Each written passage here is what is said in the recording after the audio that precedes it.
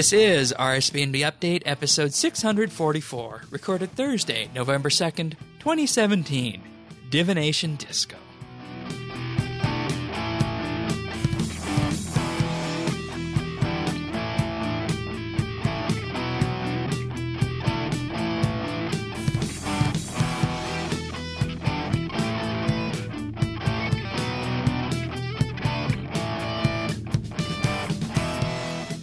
Hello, everybody, and thank you for joining us for RSBANDB Update, the last update of October, technically, since this was an October production month. So this is Tycho's last episode. Welcome back, Tycho. Thank you, Shane. As you said, this will be my last episode. For a long, long time. No, I'm just kidding. You haven't done anything bad. You haven't done anything bad. But oh, really? But anyways, just to check in on your crimes and whatnot, we do have Sirion with us this week to talk about Halloween and another unfortunate change from Jagex Land. But welcome back, Sirion. My crimes? Well, have you been Tycho's peeking crimes. into my... Oh, Tycho's crimes. The only one who knows about my crimes. My boss. Then I said nothing. It's fine. Please don't look too carefully. You know I will meet you at next Runefest. Oh, Sure. no, that's not ominous if I've ever heard of anything, then. Well, it is Halloween. That's true. And I don't know if this is something we should be scared about, but that's a good way to start off with this week. We're not going to actually start off with the Halloween content in game. We're going to start off with another change to the Dimension of the Damned finale date. So as you guys might recall, this was initially supposed to take place last Saturday. Then it was forecast forward to this Saturday, November 4th. And now it has been pushed back another 2 weeks. To November 18th. I think I can summarize this in one sentence. The Dimension of the Damned is damned. To failure, perhaps. To failure, yes. Yeah.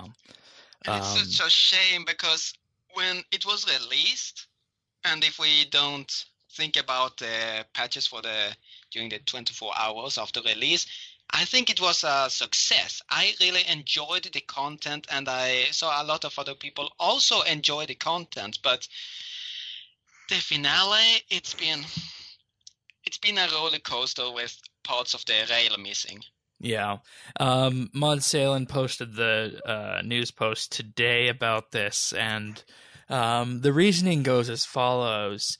One of the biggest problems that arose for us here is that a PVM-focused tournament means a finale that needs to be much more finely tuned in terms of a fair and balanced environment. The problems came into notice when working on the culling system. Quote, as a balancing mechanic, it works nicely. We ran into a lot of problems to make this work within the game. Mainly using our current high score system has meant almost entirely rewriting how they work due to the game needing to get information from Dimension of the Damned every minute, rather than only taking the data when you log off. Additionally, during development, we found several ways that the system could be abused and are adamant to make sure that none of them make it through into the final game mode. So, and I just high scores. Cannot understand how this happened.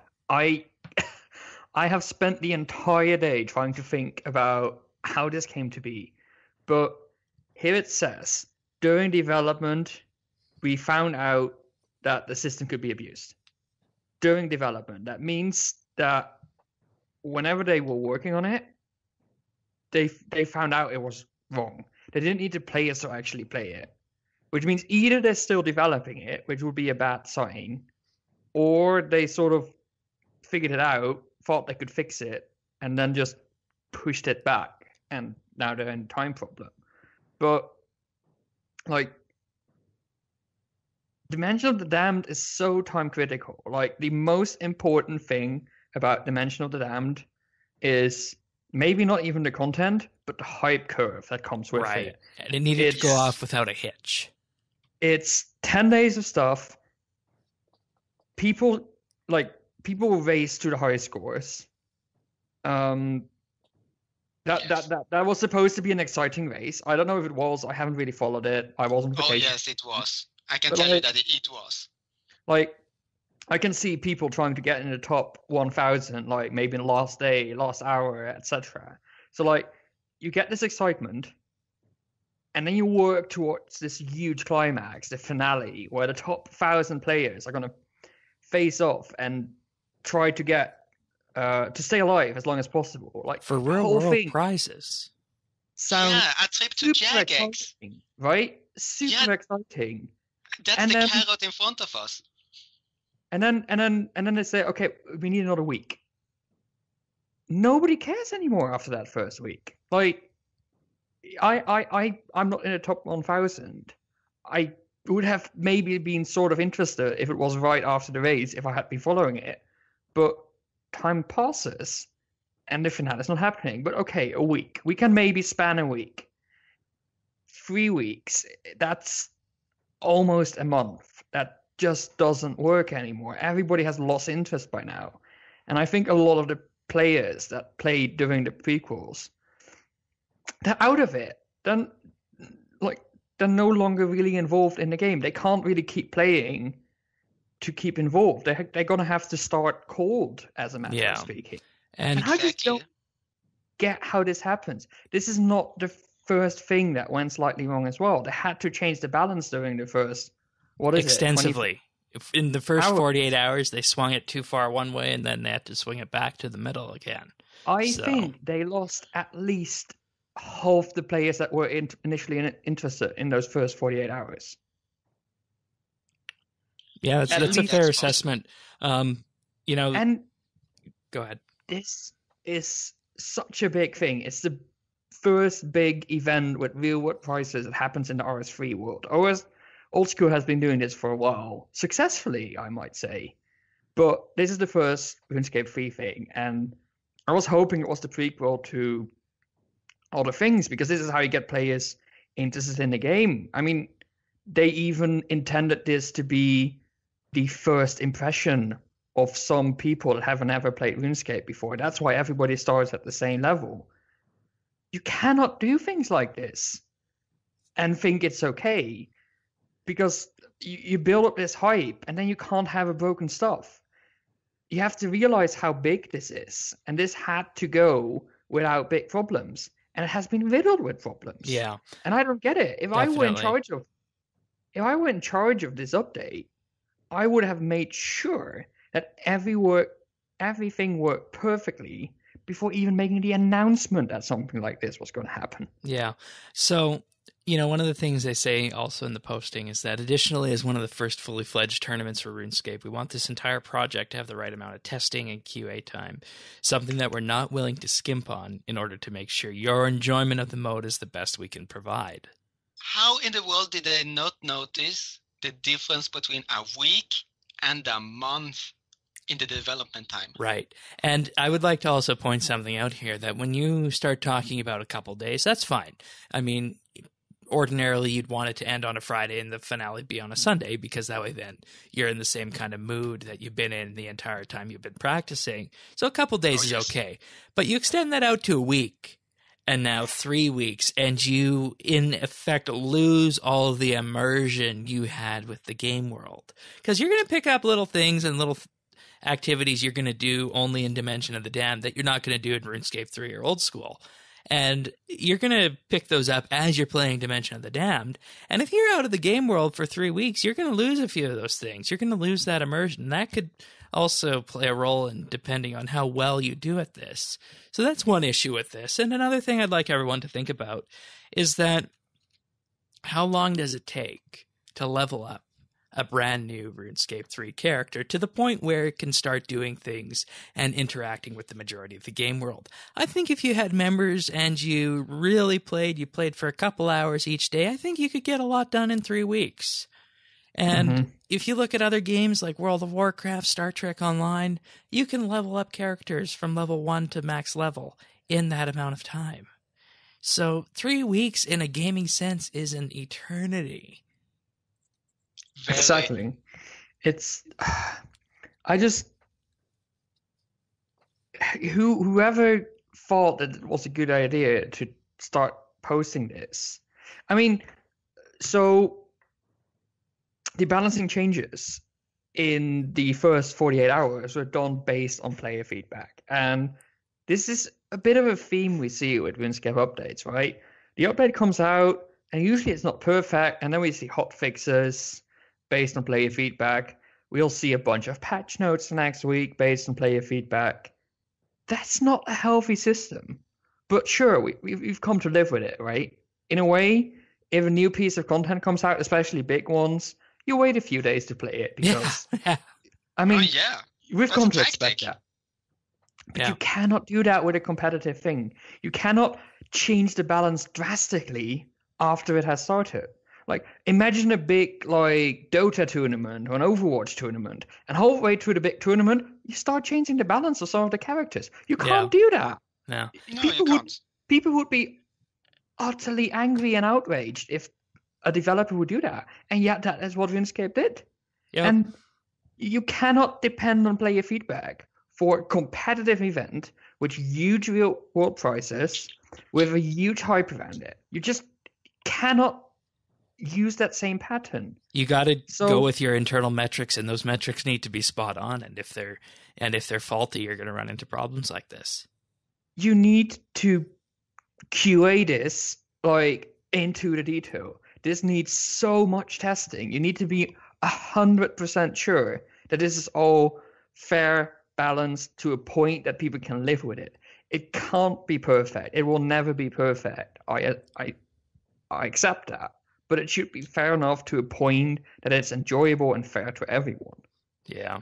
And as a form of just one thing quickly, as a form of compensation for this, they added in for the top 10, you also get a year of standard RuneScape membership if you make the top 10. And the top 50, they will receive a Dimension of the Damned style pet that previously was only available for the top 10. So as a player, there's a couple of things I'm very disappointed with. The biggest one may be that I will have a month now when the finale starts with no training. Ask anyone who's doing any sport, any activity on Earth, and say to them, what if you would not do this for 1 month and then participate in a huge competition? Imagine that to my neighbor, and he said that would be catastrophic, and I agree with him. I mean, imagine this being done for like the Olympics, right? You have all the rounds, and like, okay, so the finale for like gymnastics will be in a month. Meanwhile, you're not allowed to do any gymnastics. That's catastrophic. I mean, it's an extreme example, but in a way, that's what they're doing at Jagex. Yeah. And they closed the servers. And another thing also is when they first announced the finale, I was all excited. I stayed in the servers until they forced us to log out. As you said, Cillian, I was working with my high scores until the very end, and I was so hyped. And my plan then was, okay, now I should do it for the top 100, because why? It's fun, and I'm excited. I want to compete with others. But now I'm asking myself, why do I even care? And the only thing I imagine, okay, but I guess for the fun of it, and there are prizes, but I even have to put it on my calendar. That's how unimportant it is. I have to put it on my calendar to even remember it. Yeah, and this led me to a rather unfortunate conclusion here. And I asked you guys about this in pre-show, and you said it wouldn't work. I said at this point, it seems as though, the initial hype will have died down by this point. And with so many iterations to this, it's a wonder, should we even have this at the end of the 3-week period, if it should just be canceled in its entirety? And that was a question I posed to you guys. And I mean, it's something I would definitely consider. I don't think it is feasible to cancel the whole thing. And if it were canceled, they likely wouldn't be able to pull this off again, because it would just have this stigma from the first round. And I know people, numerous people, in fact, who were going to do Dimension of the Damned, but after the first balancing changes, They didn't because of that. So, this is in effect shooting themselves in the foot. Jagex shooting themselves in the foot here for future competitive events in RS3, because what's to say that those won't go off without a hitch and have multiple balancing passes once they make it out to the live game.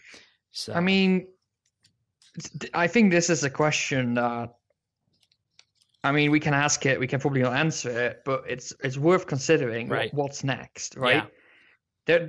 There's a couple of things that can happen.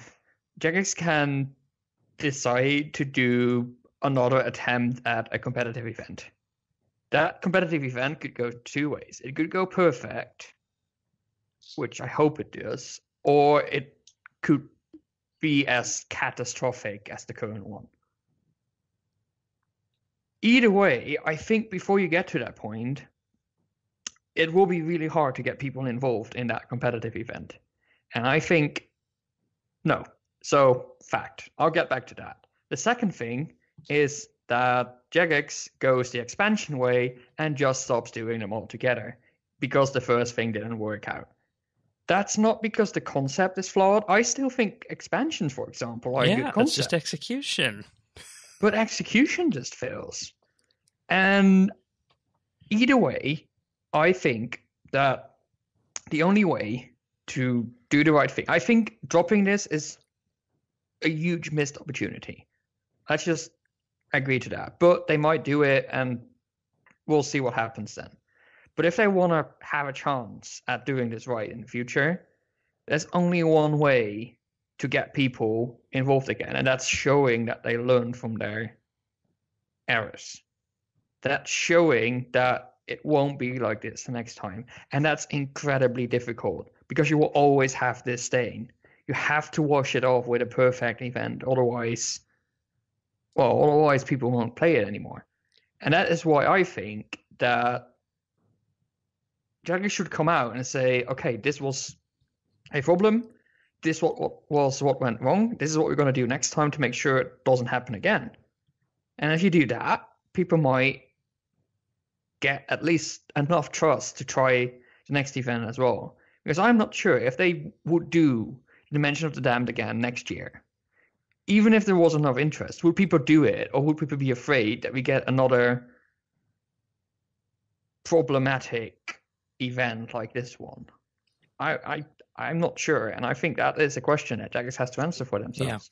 Yeah, and they could look to the old school team for advice on how to pull this off successfully, because they have had Dead Man mode and Dead Man tournaments at RuneFest. But those kind of got DDoSed as well. But I don't think that's in the same ballpark as this, is it? Not really. You have no idea how hyped people were to go to that event at RuneFest. Like, people were utterly excited to just it was ridiculous. It was maybe not the most popular talk or event, but people were the most hype about it. And that's how you do it right. And that is because the entire timescale was right. Imagine if a day before RuneFest they announced, oh, sorry, we can't do the finale tomorrow. We'll do it in 2 weeks. You do have a point there. I can't even measure the disappointment if that would happen. Yeah. And it's just a shame, because I personally think Dimension of the Damned is a success, and the content is a success, and I would really love it to bring it up every Halloween. But the competitive parts, I can't get another word than failure. The execution of the competitive part was a failure, but we have to accept that the competitive part is an essential part of this piece of content. You cannot make this a permanent piece of content. It would be dead content within a week. Right, because you have nothing to gain inside the world if you're just so there. That's why I suggest getting it up maybe once a year. So, you have to make it a temporary event, but there has to be something at the end, a reward. It can't be just an in-game reward. You need the competitive aspect to make it work out. You need the race, the hype, the excitement. but that pirate just fell flat on his behind. Yeah, So, and one thing I also want to address quickly is that I personally am a person who learns from mistakes, and I will continue to accept that people will continue to make mistakes, but the biggest mistake one person can possibly do is not learning from previous mistakes. So I actually accept that Jagex did some patches after Dimension of the Damned was released, because okay, the player base had some opinions. Maybe Jagex had noticed something that they thought there was actually a point here. But I can't help but feeling that actually Jagex might not learn from this mistake, because this is the second time they have moved the date just 2 days before the finals, and it was not once but twice. So you're entirely right. There is no other word to say this than failure, and that is not something I like to attribute easily to anything, because at its core, I'm a belief that there is always a way to win and always a way to have something come out and be successful, whether it be this or something that you're personally working on. But at this point, with the amount of people that need to be engaged with this and the stigma it has going forward. I mean, I think the conclusion to this, or the TLDR, if you want to call it that, is that the content team did okay. Like, absolutely, the content itself always was like the content itself was good. Like, the balancing could have been better, but that's as much the responsibility of the testing team as from the content team. So I don't know. That's the only thing I would have as a complaint about that. I think the big problem is the management in this case. It's the person who said, we're going to do it now, instead of the person who should have said, all right, this is not done yet. This has to be right. Let's push it back a couple of weeks until we're sure we can pull it off. Exactly. And that's the person. I don't want to blame specific people, because that's never a good thing. But and if you do that, then they don't learn from their mistakes. I mean, but it's the content team that did the right thing here, and it's the management that's wrong. And I want to make sure that the content doesn't get under the snow, because if everything has gone smoothly, this would have been a great event. Absolutely. Oh yes, agree. With lots of hype. And I mean, I think you guys can attest that the actual play style and the play inside the event was just fine. I have not tried it at all. I enjoyed it a lot. I mean, it was sticks and stones. There was no magic, only melee and range, and a lot of abilities were missing. But it was the limitation against hordes of zombies that made it challenging. Okay, they had to increase the amount of zombies to make it really as challenging as it should have been. But after that, I was really enjoying myself a lot. And it, as we talked about in a previous episode, this wasn't something that even took a lot of developing time. We only have like 5 new NPCs designed, right, and a couple of... it's all just limitations on the client. Yeah, limitations, and then the content, no, not the content, the graphical team dropped a lot of dead bodies everywhere to settle the mood. And that was fantastic. That's a prime example that things that are shiny doesn't necessarily need to be worked on for months. Yeah, granted we don't have an insight into how things work there, but this definitely seemed like a low-cost update to pull off just because of reuse of assets and whatnot. And, you know, that says what you were saying, Sirion, that content came off fine. It was just execution, QA, management that kind of faltered. So... in the end, I think that there will be a finale, but I think that the ones who are participating are not the people who had the hype when the servers closed, but the people who want a chance for the prizes. And that's a huge difference. Very true. People who are there for hype. They want maybe be in the top 100, want to have a really good time, and then only having people who are there for the prizes that only care about themselves. All right, Sirion, anything else on this before we move on? No, let's leave this behind us. Let's get this finale done, and let's look ahead at hopefully better competitive events in the future. I really hope that Jagex steps up to this, because I think this is one of those key moments. I said this after the Manifold expansion. I said they should step up and say, we messed up. This is what we're going to do better. They didn't. This is another chance they can do that. And I really hope they do it, because this can't go on like this. There's only so often you can eat away of players' trust and goodwill before you have big problems. The biggest mistake you can do is not learning from your previous mistakes. All right, so that takes us into the Halloween update, and the Halloween update this year is Ghost Stories of Gielinor. This was a TAP project put together in the spare time, and it made its way into the Halloween event. So basically how this works is there's a new NPC outside of Death's house, and you go talk to this NPC. The NPC's name is Closure, and Closure will give you a book of ghost stories, and you receive these ghost stories by finding 10 ghosts throughout Gielinor. 5 of them are free to play, and 5 of them are members only. And after you receive all 9 of them, you'll get a final ghost story from Closure and the Ghost Rider title. So, before we get into what makes this event special, you guys happy that they moved towards more of a traditional Halloween holiday-style event with this? Oh, yes. I really liked it. There are 2 sides of the coin, but I will get into just a bit, but I'm happy.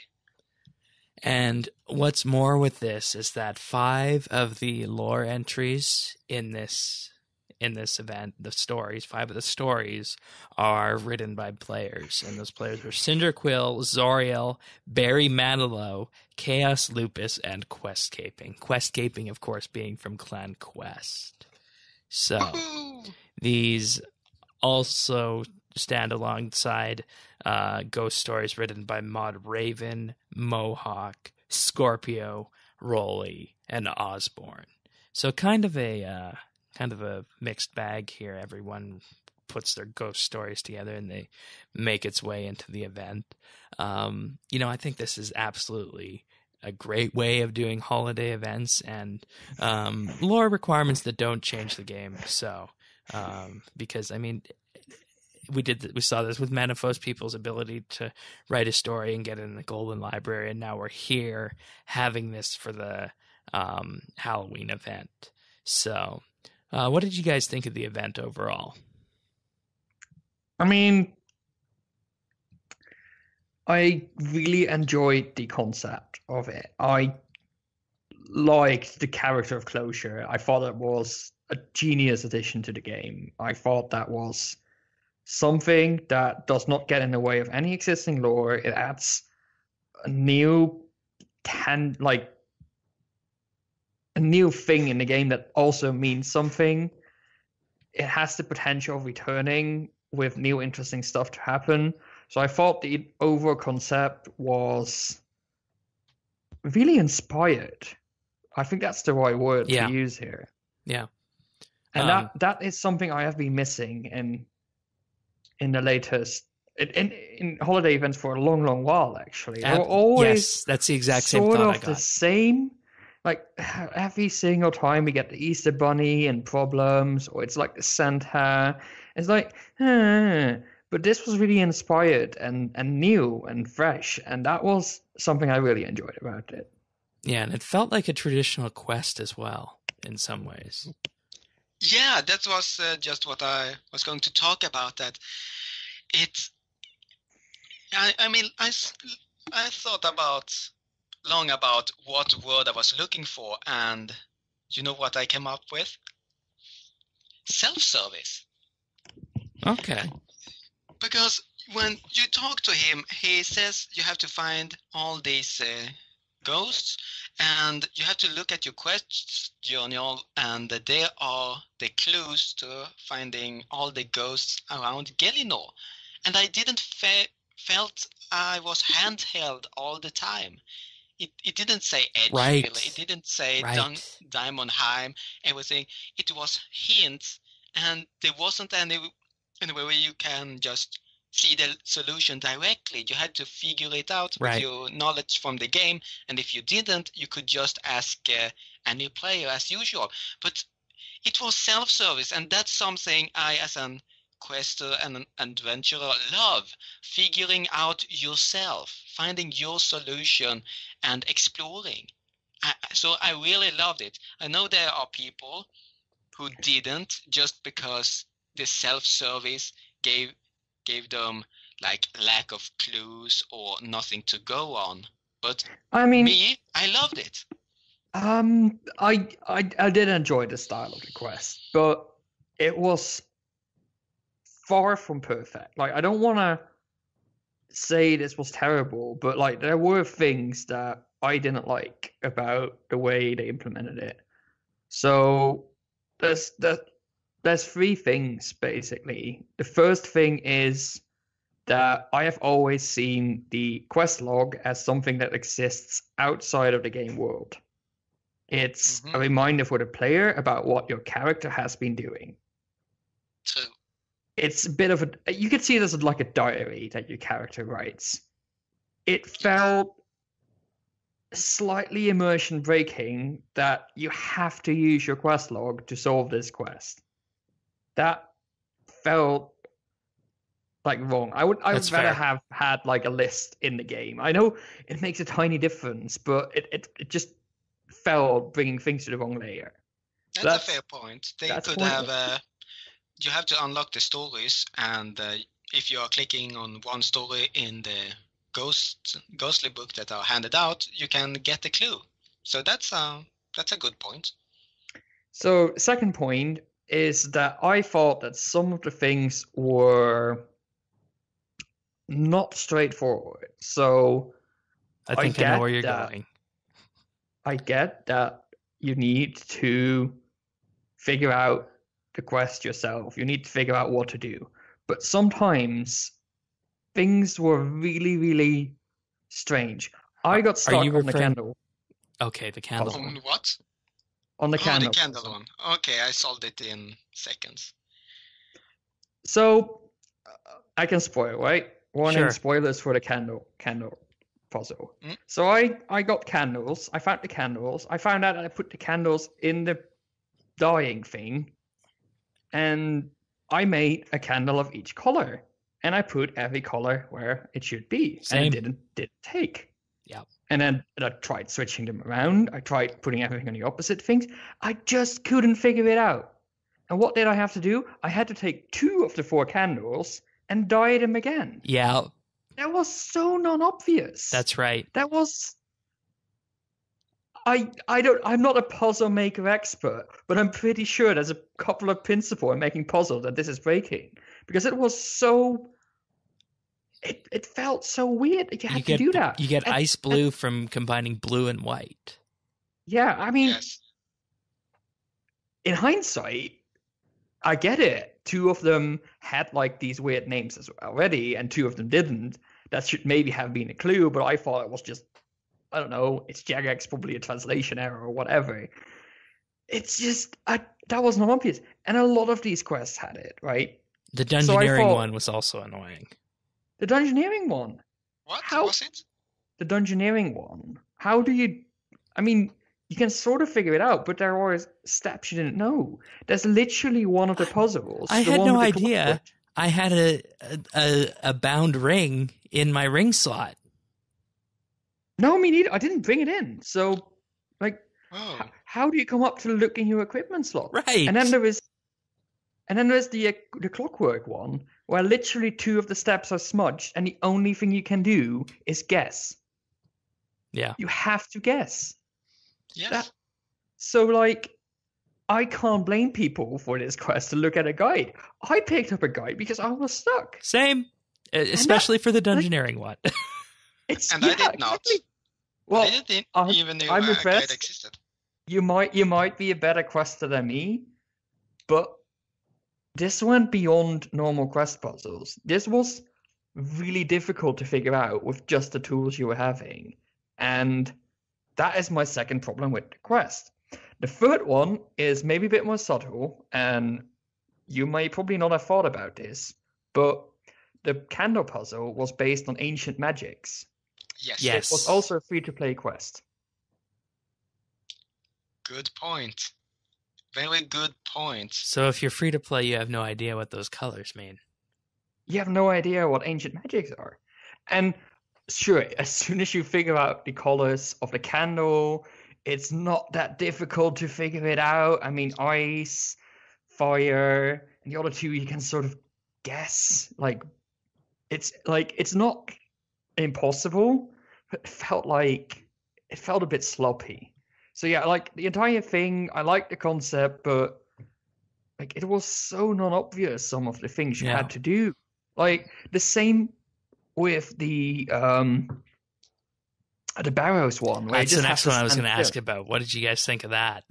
I mean, to me it was obvious. You just had to stand still. Especially when After the a green while- text started appearing in your chat box. That means you're doing Yes. something right.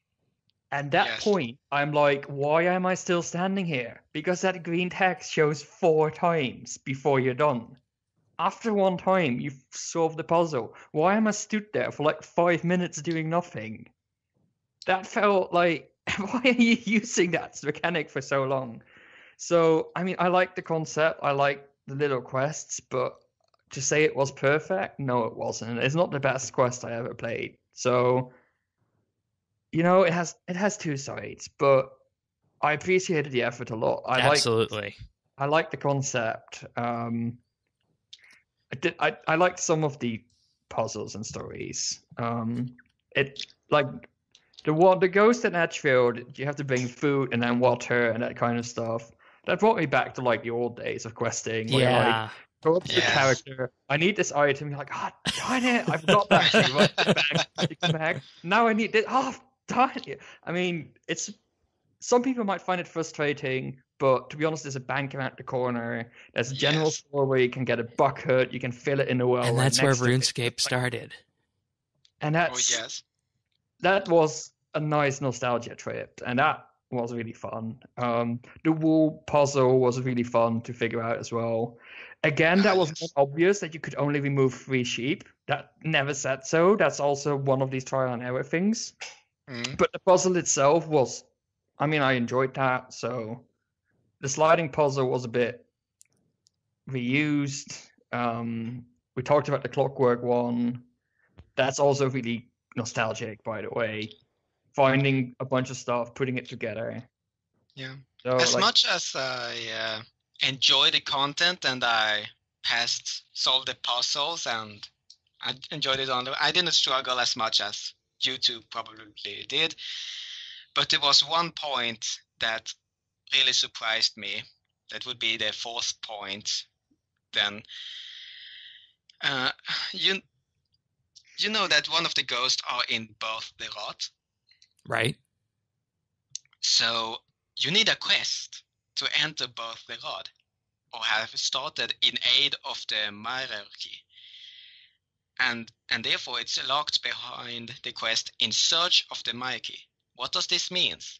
That means that everyone who does not like quest or are a skiller, since in search of hierarchy involves combat, can't access the last ghost.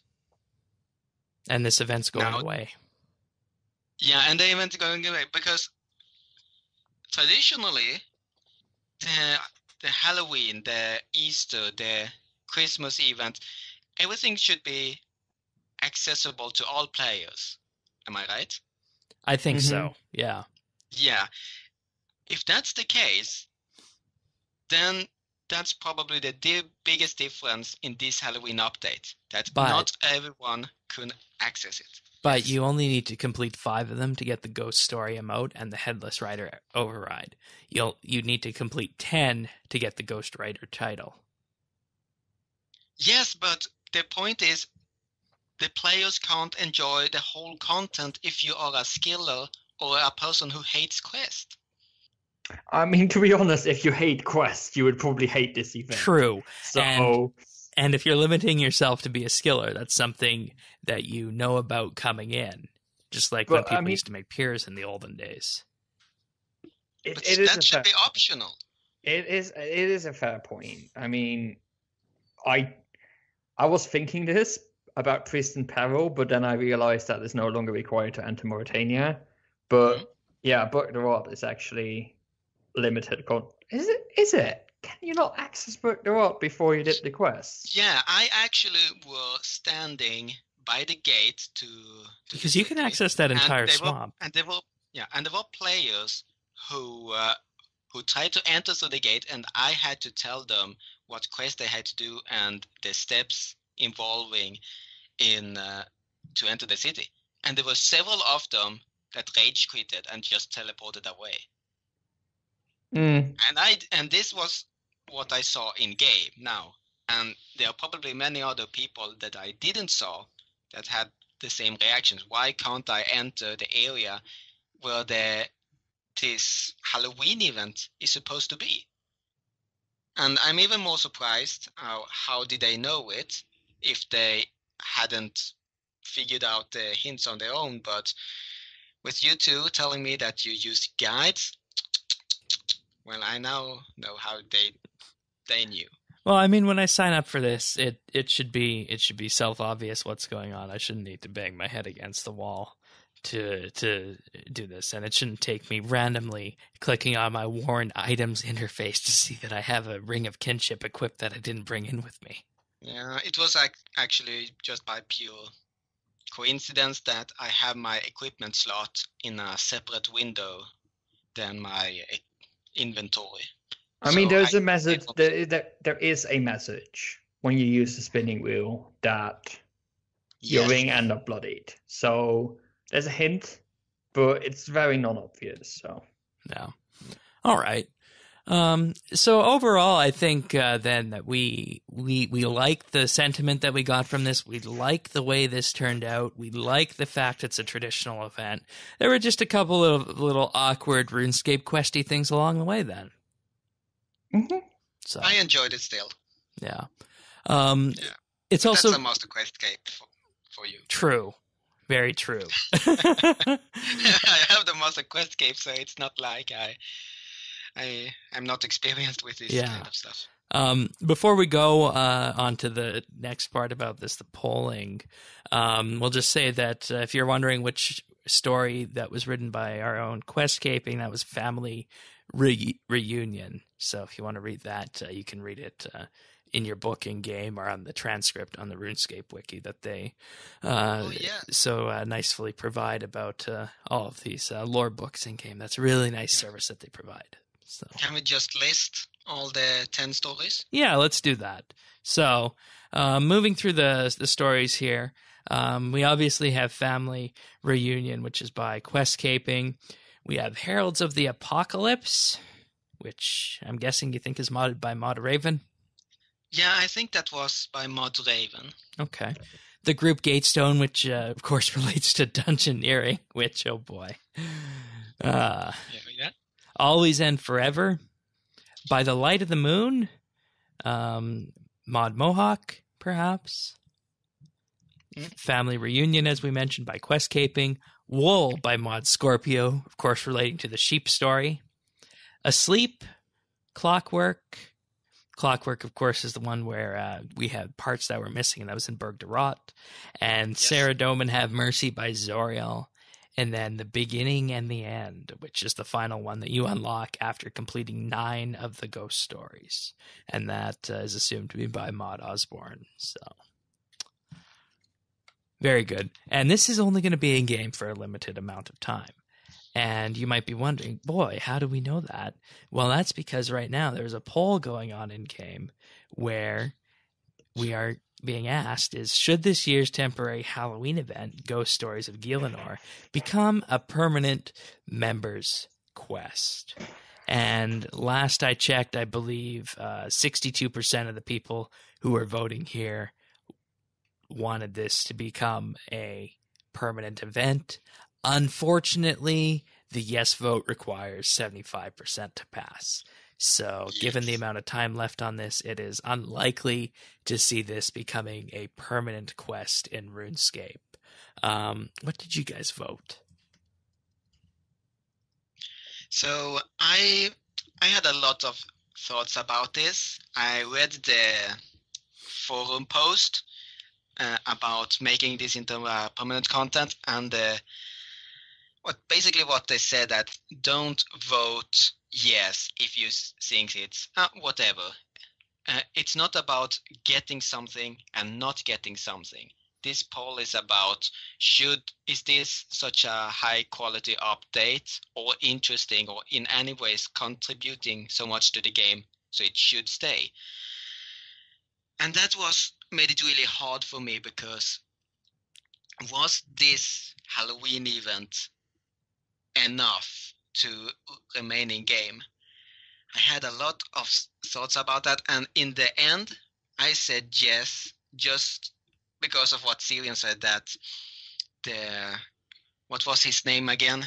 Closure, exactly. He brings so much possibility into the lore, and I personally loved the ghost stories that I read.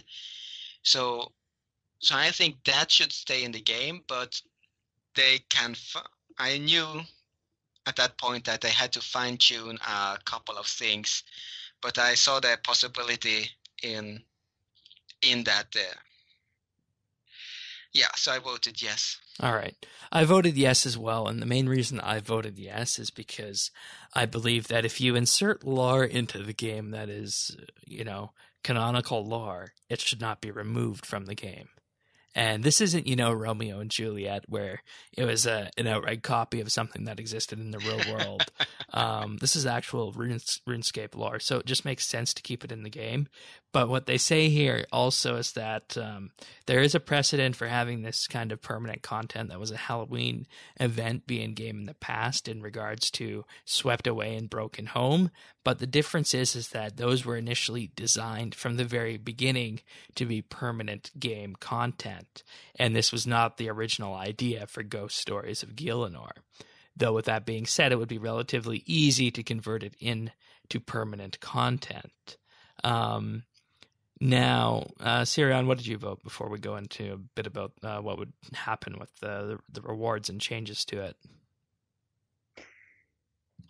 I mean, I have to admit, I voted yes before even playing it, because, I mean, quest caving is a clanny, it's content in the game. Let's make that permanent, shall we not? I was meh about this from the start, so I just voted yes for that. I mean, on a second, now that I've played it, it's like I said, it adds like a little thing to the game. So I think it's great. I don't think it needs to have big rewards or anything like that. Like, have a small lamp as a reward for each of the subquests should be fine. It's about just the tiny touches it adds to the game. Yeah. And, they would have to do other changes to it to make it permanent content. In regards to its structure, they estimate this would take between 2 and 3 weeks after the close of the poll. And it would remain in game as is until it was made permanent content. If you complete it as an event and it ends up becoming a quest, you'll be considered to have completed the quest. The changes would include reward changes, and these reward changes would basically be, you have the reward as it is now as a holiday event, but if it was completed as a quest, you would get up to 1250 prayer XP. 10 ghosts, so 10 times the Restless Ghost Award, 50 Ancient Bones, the Ghost Rider title, 1 quest point, and of course the 2 Treasure Hunter keys if you were completing it as a quest. Requirements, they would want it to sit more clearly and establish canon, so to that end they would likely add Restless Ghost as their quest requirement, use of a Ghost Speak amulet for talking to the ghost, and yes, in aid of the Myrek solely for access to Berg de Rot, and yes, while you can enter Berg de Rot early in that quest, we would lock it behind completion of that quest for design reasons. So you need to start in 8 of them, I rec, in order to access Berg de Rot. You were right on that. Yes. Did you doubt Tycho for a second? Well, I mean, I just assumed Shame. that they might have added the option to enter Berg de Rot for this as a holiday event, but looks like I was wrong. They're too busy balancing Dimension if they can. They can't do this kind of stuff. Oh boy. Well, they might have noticed then that in 8 of the marquee includes have completed the Restless Ghost. Should maybe have noticed that.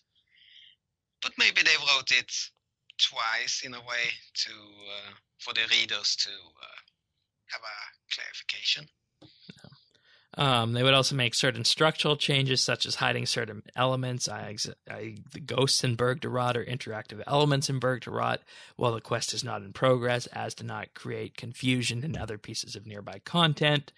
Lore-wise, they would take a bit of time to better establish the character of Closure within the game's wider canon, though this would be for our benefit for his potential use in future content, and would be unlikely to affect this quest content in any way. Finally, it's worth noting that any resource required to turn Ghost Stories of Gielinor into permanent content would have to be taken from another update.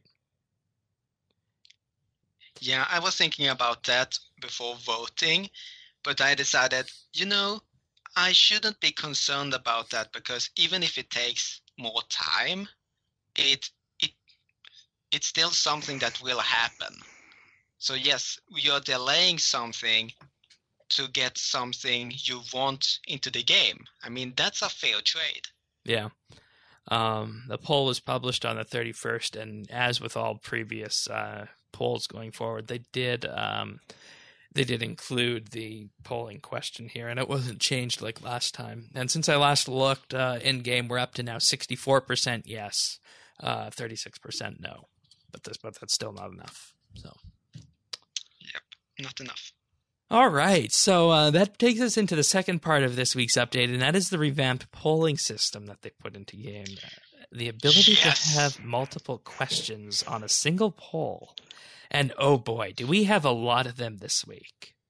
Wow. It's more like a survey, isn't it? Yeah, it is a survey. Yes, it is, Syrian, it is. I don't get the point of it. Yeah, these are for ninja fixes. These are all quality of life changes. And so, yeah, no, go for it. Ninja fixes are something, in my opinion, that players should not be voting on.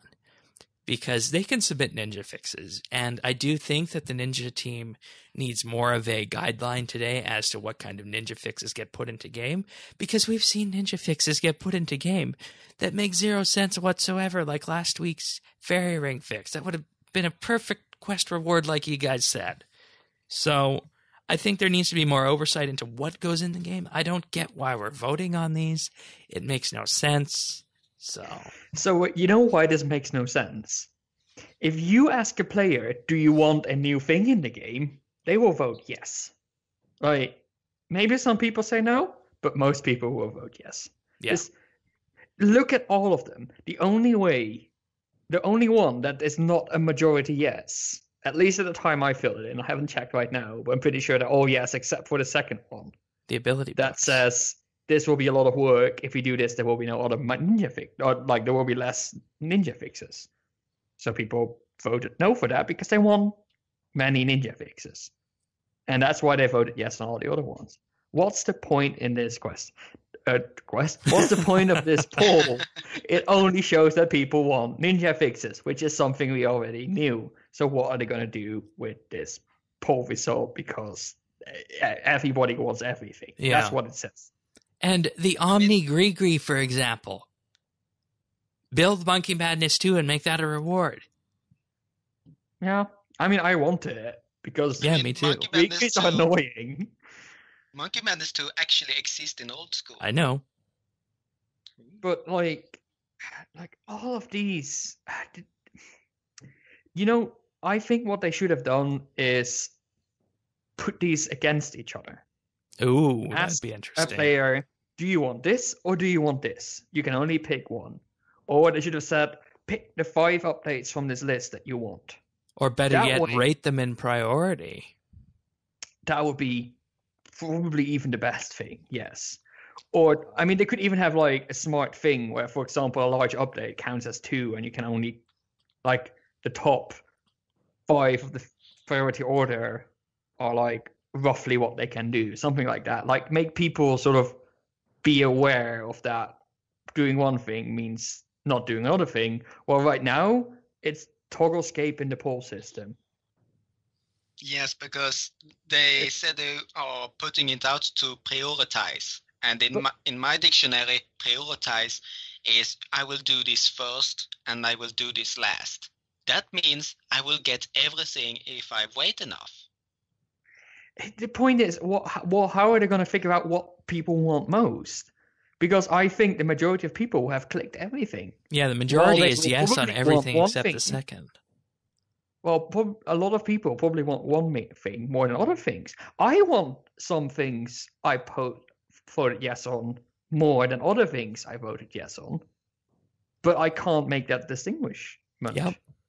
Can't distinguish those. So, like, the whole thing feels a bit like, the only thing they can do is look at the percentages that voted yes. But is that really an accurate measure? Well, that's why they have the 75% yes threshold. Most of them get that, though, don't they? Yeah, most of them do. What? They did? Yeah, there's a few that didn't. Let me just pull them up here quickly, and I'll get that for you. Should we add a message that notifies you when you would have gotten a duplicate skill or boss pet? Has 67%. Yeah. Omni Gree 88%. Let me just pull these all up here, and 96% for the permanent grappling hook. And once again, that's the difference. That's the huge difference between those who vote yes because they really want it, passing through that threshold. I mean, 96%. That's very obvious. That's almost everyone wants that. Yeah. Gree 88% yes. Ability book 61% no, definitely not happening. Familiarization reset 79% yes. Message that notifies you when you got a duplicate skill or boss pet 67% yes, not happening. 88% chronicle absorption Saren prayer to collect manifested knowledge and divine carpet dust 88% yes. 78% on the ability to cut any size granite sandstone directly into its smallest piece. Once again, quest reward. Okay, that also. 96% permanent grappling hook, 81% different inventory icon for rune crafting pouches. The grappling hook could also be quest reward. Yeah. Oh yes, it could. 90% on the Carpet Network to be able to do that. Oh, that would have been a great perk for the Menaphos rewards. Yeah. Ooh, yeah. Wow, you're mind blown. 91. I mean, we have to be honest here. These ninja fixes are things they want to put in the game. That doesn't mean they won't be gated behind something. They might say you need tier 5 Menaphos to be able to do this. But is that a thing with ninja fixes to do that? Has that ever happened to a ninja fix? I'm struggling to recount that ever happening. I might be tad optimistic. You might be. 91% had the ability to empty gem and coal bags and other items into the bank deposit interface. So that's the same way rune crafting pouches work. 79% should we recolor all divination wisps and spring to match their energy icon? I agree. I definitely voted no on this one. No. That passed? No. Yeah, it passed. Oh, bollocks. That's gonna look gross. That's gonna look like a disco. You're right, it will, even the way they swirl. No, but like, what, like, the point is, divination wisps have this very characteristic appearance. If you recolor them, oh gosh.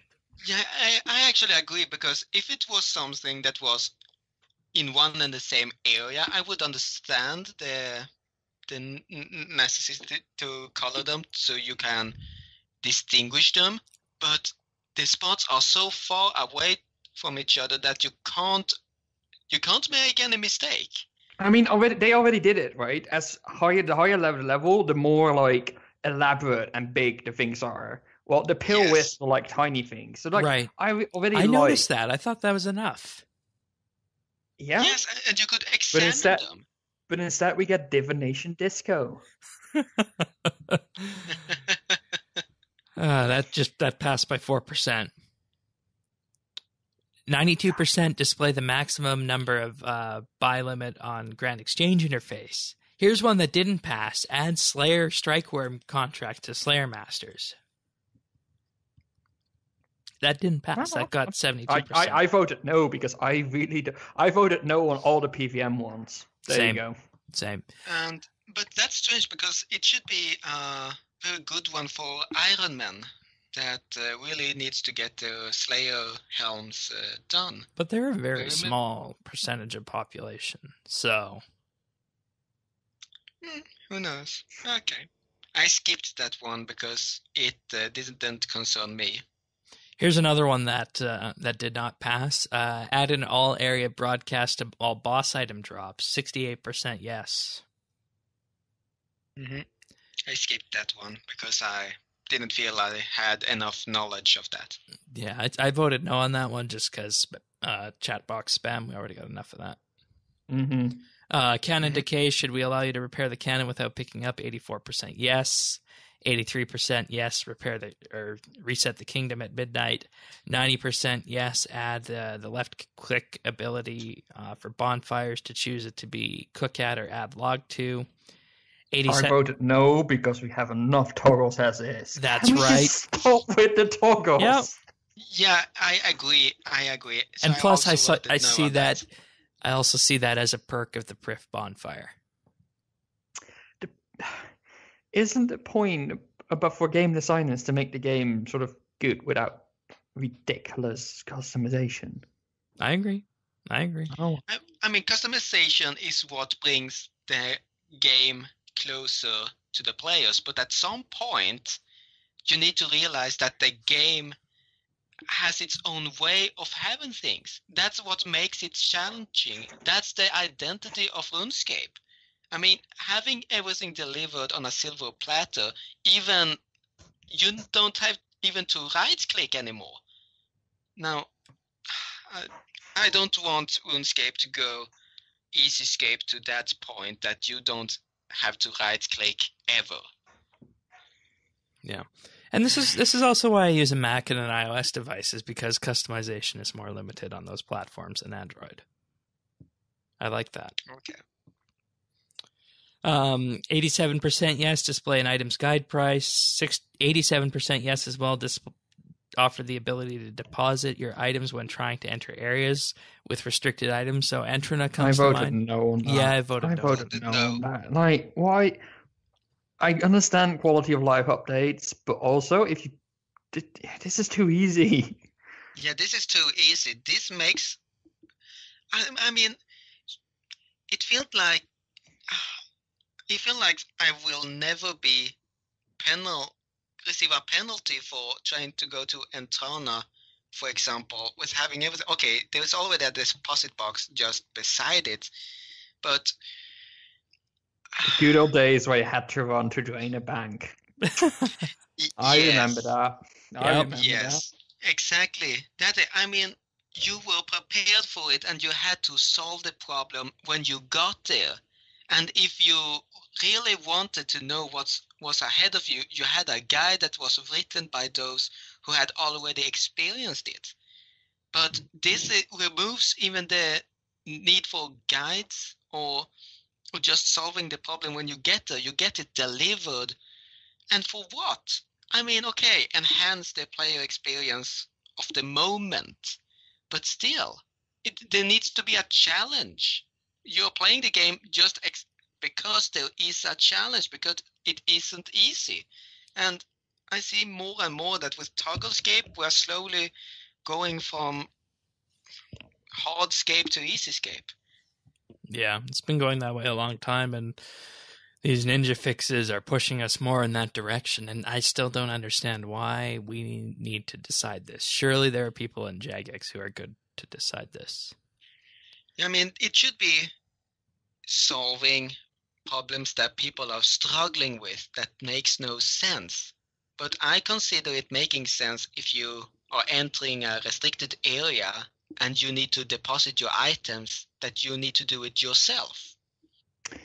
We have to realize that Ninja updates remove friction from the game, but if a game had no friction, there would be no game. Very It good would be point. on ice. The RuneScape whole- on ice. The whole game, like games And there's in another- general, And there's are oh, sorry, go ahead. built around putting obstacles in the player's way. Players don't realize this, but the obstacles that are put in your way make the game more enjoyable in the long term. Like, if everything was just easy and smooth, it would be a movie. There would be no challenge. So removing all that friction can deteriorate the user experience to a dangerous level. And like Tycho said, if it's RuneScape on ice and if someone is on ice, that means they're dead. Yeah, the point is, players should not be making this decision. You should go to a Mod Timbo and be like, would it be okay if we automatically offer the ability to deposit your items when trying to enter areas with restricted items? And a Mod Timbo might say, no, that would make that too easy and remove the enjoyment in the long term. It should be a game designer's decision, not a player's decision. Absolutely. Players don't know what they want. I speak from experience. Players always want the game to be easier. Always. And that's not the most fun experience. Completely agree. And here's one who's going to make it easier as well. Should we allow you to recrystallize on the same target, tree, rock, or fishing spot within the last 5 seconds before it expires? No. I voted no for this one. I voted yes because I wanted to accept 5 seconds. That, okay, I understand if you need to recast it a very exact second because of physics, but at the same time, if you want to recast it within 5 seconds, I said, okay, fine, 5 seconds. So it should be, I mean, why not? Exactly. Why not accept those 5 seconds?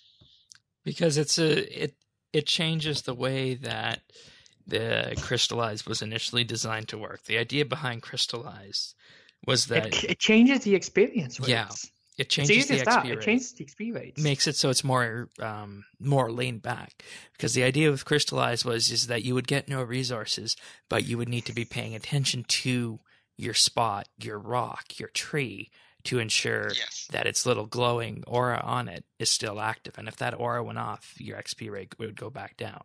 And that was the negative aspect of Crystallize that made it fair and balanced. Yeah, good point.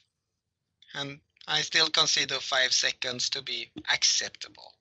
10 seconds, I would have voted no. And 5 seconds. I have a question about this. How are you going to know when there's 5 seconds left on this? Are you going to count in your head? Because I don't think there's not little countdown bars on all of the crystallized items, are there? Didn't they add it to the buff bar? Yes, they added a countdown timer above the crystallized, if I remember right. So if I see that it's just a sliver of time left in crystallized, I know, okay, I can recast it. If this never comes out, it will continue to be, you see that there is a sliver of time left, and you stare at your screen and you wait until it entirely goes, and then you refresh it. All right. Well, I know what the wider player base thinks of these ninja fixes because we see the results in the poll, but I would love to see what you guys here on the update side think of it. So if you guys have any thoughts about this, post them in the comments or get in touch with us. I don't know why. That feels kind of distressing to me, but perhaps that's just me.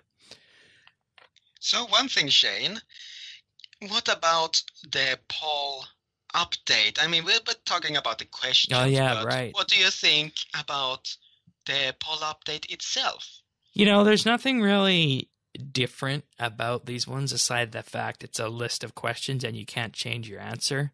That part is good, that you can't change the answer.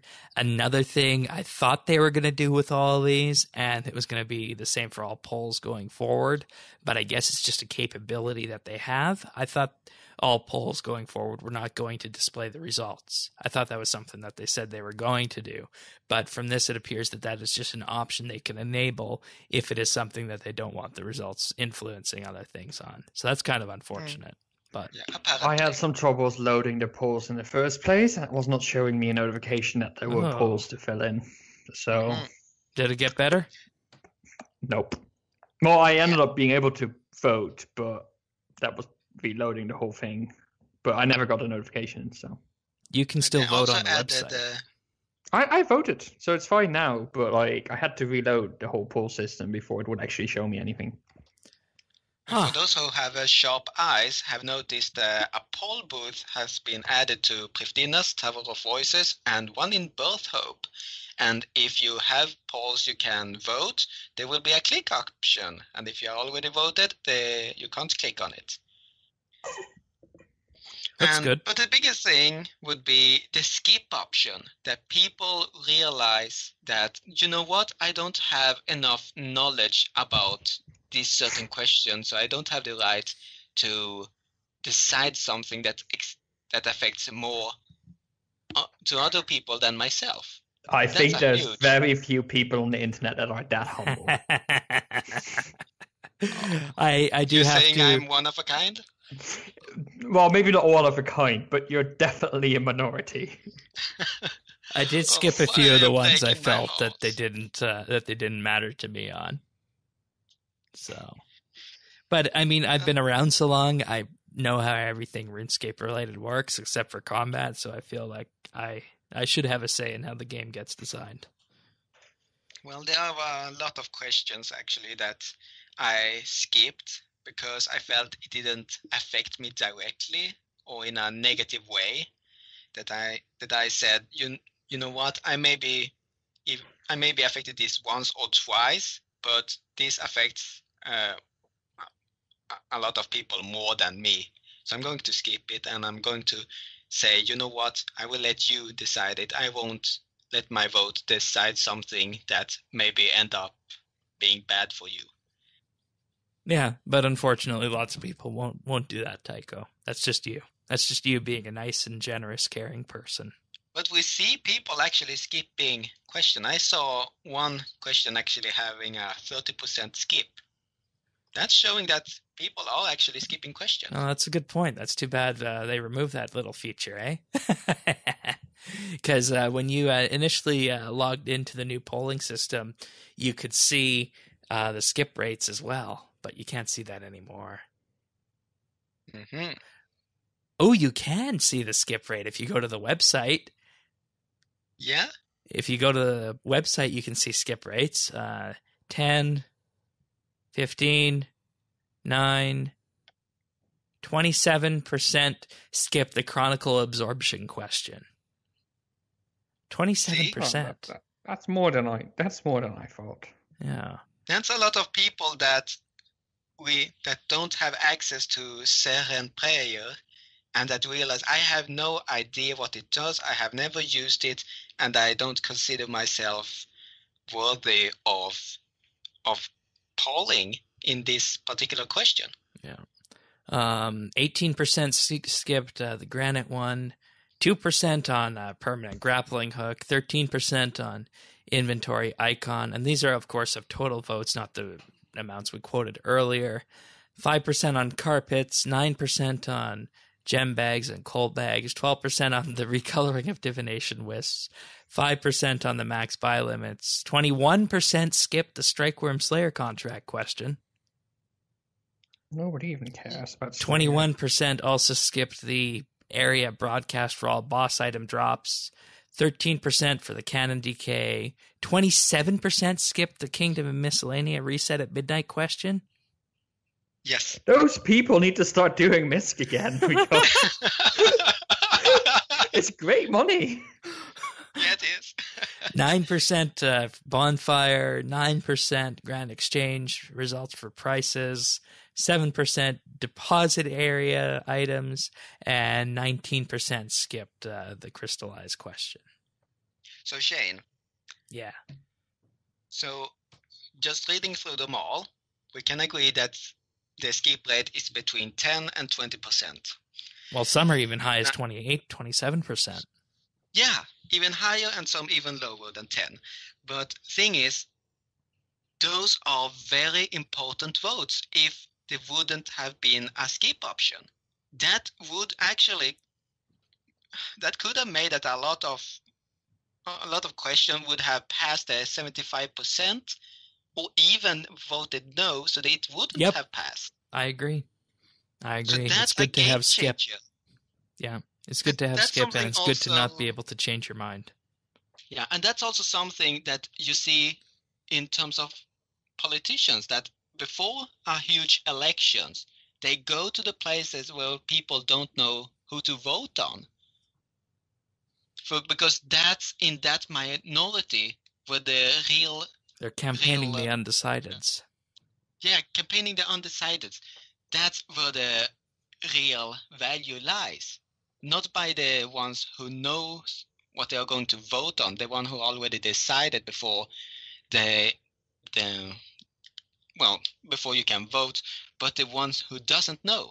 And so are you suggesting that Jagex should provide more information to make people skip less? No, I'm just saying that it's a very good thing in letting people skip, because their votes are something that could tilt the balance, and just because they wouldn't be allowed to skip an option, they had to choose. All right. You see my point? Yeah, I do. Okie dokie. On to the patch notes we go. Not too many this week. Very small. Very small. Dimension of the Damned login screen is now available for everyone to use if you want to set that to your background. The Bonfire skybox has been removed from the skybox and filter menus, but the Paterdomus and Menaphos skyboxes have been added to the skybox and filter menus. And the Halloween 17 filter has been added as well to that menu. So some new filters to play around with, and the absence of the Bonfire filter. Also, logging into the Wilderness Agility course in a free-to-play world will now remove you from the area, of course, because Agility is a member's skill, but the rest of the surrounding wilderness area is now free-to-play. And a tiny section of the fence east of Varrock, lone survivor of the Great Purge, is no more. No. Yeah. Rest in peace, little piece of fence. It was such a good memory. I love those little patch notes like that. But all right, before we move on to our question of the week, just a bit of a link to go back to what we talked about last week in terms of the mining and smithing rework and the design documents that are at play. So ModJack has put together a forum post and this collection of Google Docs where you can access all of the current mining and smithing design documents. Mining basic mechanics as well as XP and ore rates gives you the full anticipated time to achieve level 99 in terms of gameplay. Also for smithing, basic mechanics, masterwork smithing, which is for building complex and expensive tier 90 gear. Also energized armor and weapons, which are going to be made by combining masterwork armor with rare PVM drops. These are tier 92. So this is something we've been talking about a long time and something we've wanted for the smithing rework. And finally, the mastery system, look at potentially creating a more efficient post-99 smithing gameplay environment. So these are all Google Docs here that you can read through and post your feedback to ModJack on Twitter or on the forums. His Twitter handle is @JagXJack, and it says it at the top of each document here that you can click them and away you go. So I'm really I like the pleased. masterwork items design. It looks really good. Yeah, it's really good, as well as that tier 92 armor and weapons being able to be made with energized items. So is that untradeable? That's a good question. I'm not entirely sure. I really hope they add untradeable stuff. Yeah. That is basically my biggest ask. I don't know if there can be a very good balance between the PVM community. It is energized armor is tradable. But there's an interesting point here, is that it says that the masterwork items are designed to be complicated, time-consuming, and expensive to make. This is intentional. Bars are tradable. Folded bars are not tradable. Right. So the end items are tradable, but the stuff in between is not. And of course, that's to provide value to the mining skill.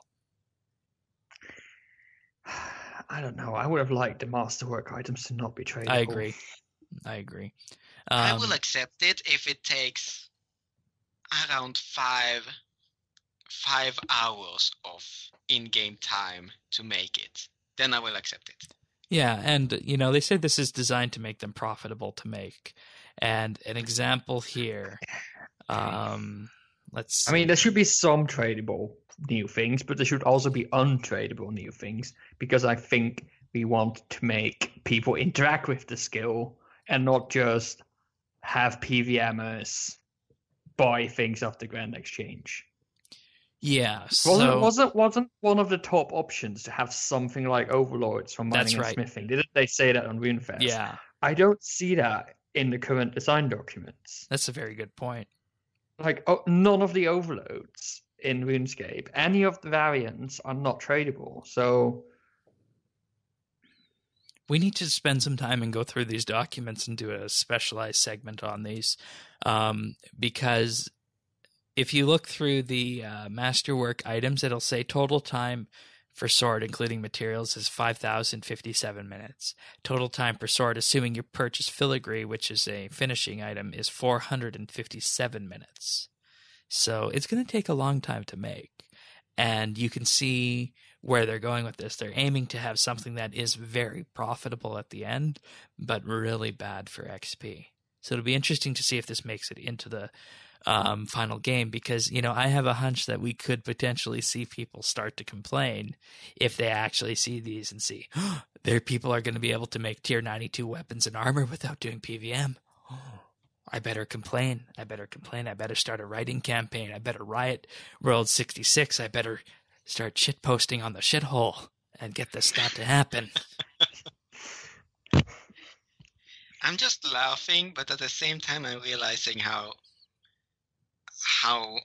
close to the truth it actually is. Hey, I've been around the street numerous times. I know that's the truth. That is the truth. That's the way it's going to go if this gets out there, if people read these. Because these are multiple pages long. People are just going to read the top executive summaries. They're not going to go into seeing the fact that there's going to be tier 92 stuff that can be potentially made, but you will still need a rare PVM drop. So I'm assuming that's going to be the piece of candy that makes it palatable to the PVM community. So, and you're right. There is no overload item unless that hasn't been designed yet. So, fingers crossed. But I mainly want everyone to have a look at these because these docs are all out, and following from our discussion on last week's podcast, I think it makes sense for everyone to have a look at these. In particular, we did get some clarification from Jack on how the strength bonuses work. The strength bonus is a 10% benefit added to your mining skill, which amounts to about 5% of your total performance. So 5% really isn't that much, so it's a nice little boost. And something I will want to say is that give you feedback early, because as Jagic said, they don't want to design something and then get the feedback that no, this isn't good enough. You have to rework it. So even if you're just saying like, I want more information, I want to wait until they develop more, but it's now during development when it's easy to change, when it's cheap to to throw something away and then come up with a new, better thing. Well, I mean, at this point, I think we're at the point where nothing's going to be thrown away because there's multiple pages and pages upon documents here that you would just tweak what we have right now. So yeah, but you, Sirion, you of us should know that feedback must come early to change something, right? Mm-hmm. I mean, we had the dev diaries, and that sort of settled what players want. We have to realize that they have been gathering feedback for an hour. If the community would now start saying, no, we want something completely else, then either the community is contradicting itself, or Jagex hasn't listened in the first place, which would be bad. So if we assume good intent from both sides, tweaks is the only thing that we should expect at this point in the process. That makes sense. And Jagex has been doing really well. Like, it is important to get the feedback early, but I think they have been doing that, maybe a bit too long even. I think they should have at some point trusted themselves to do the right thing. But hopefully now we will get to a point where everything is going to be all right. Alrighty. Well then, you can find full links to all the design documents in the show notes, and that's at update.rsbnb.com. But right now we do have a question from Wolfie. He says, since the poll on keeping the Halloween event as a quest is in-game currently, what are your thoughts on bringing back previous holiday events as a separate quest category? That said, I know some of them used to be quests and they were removed from the list, but perhaps we'll get them.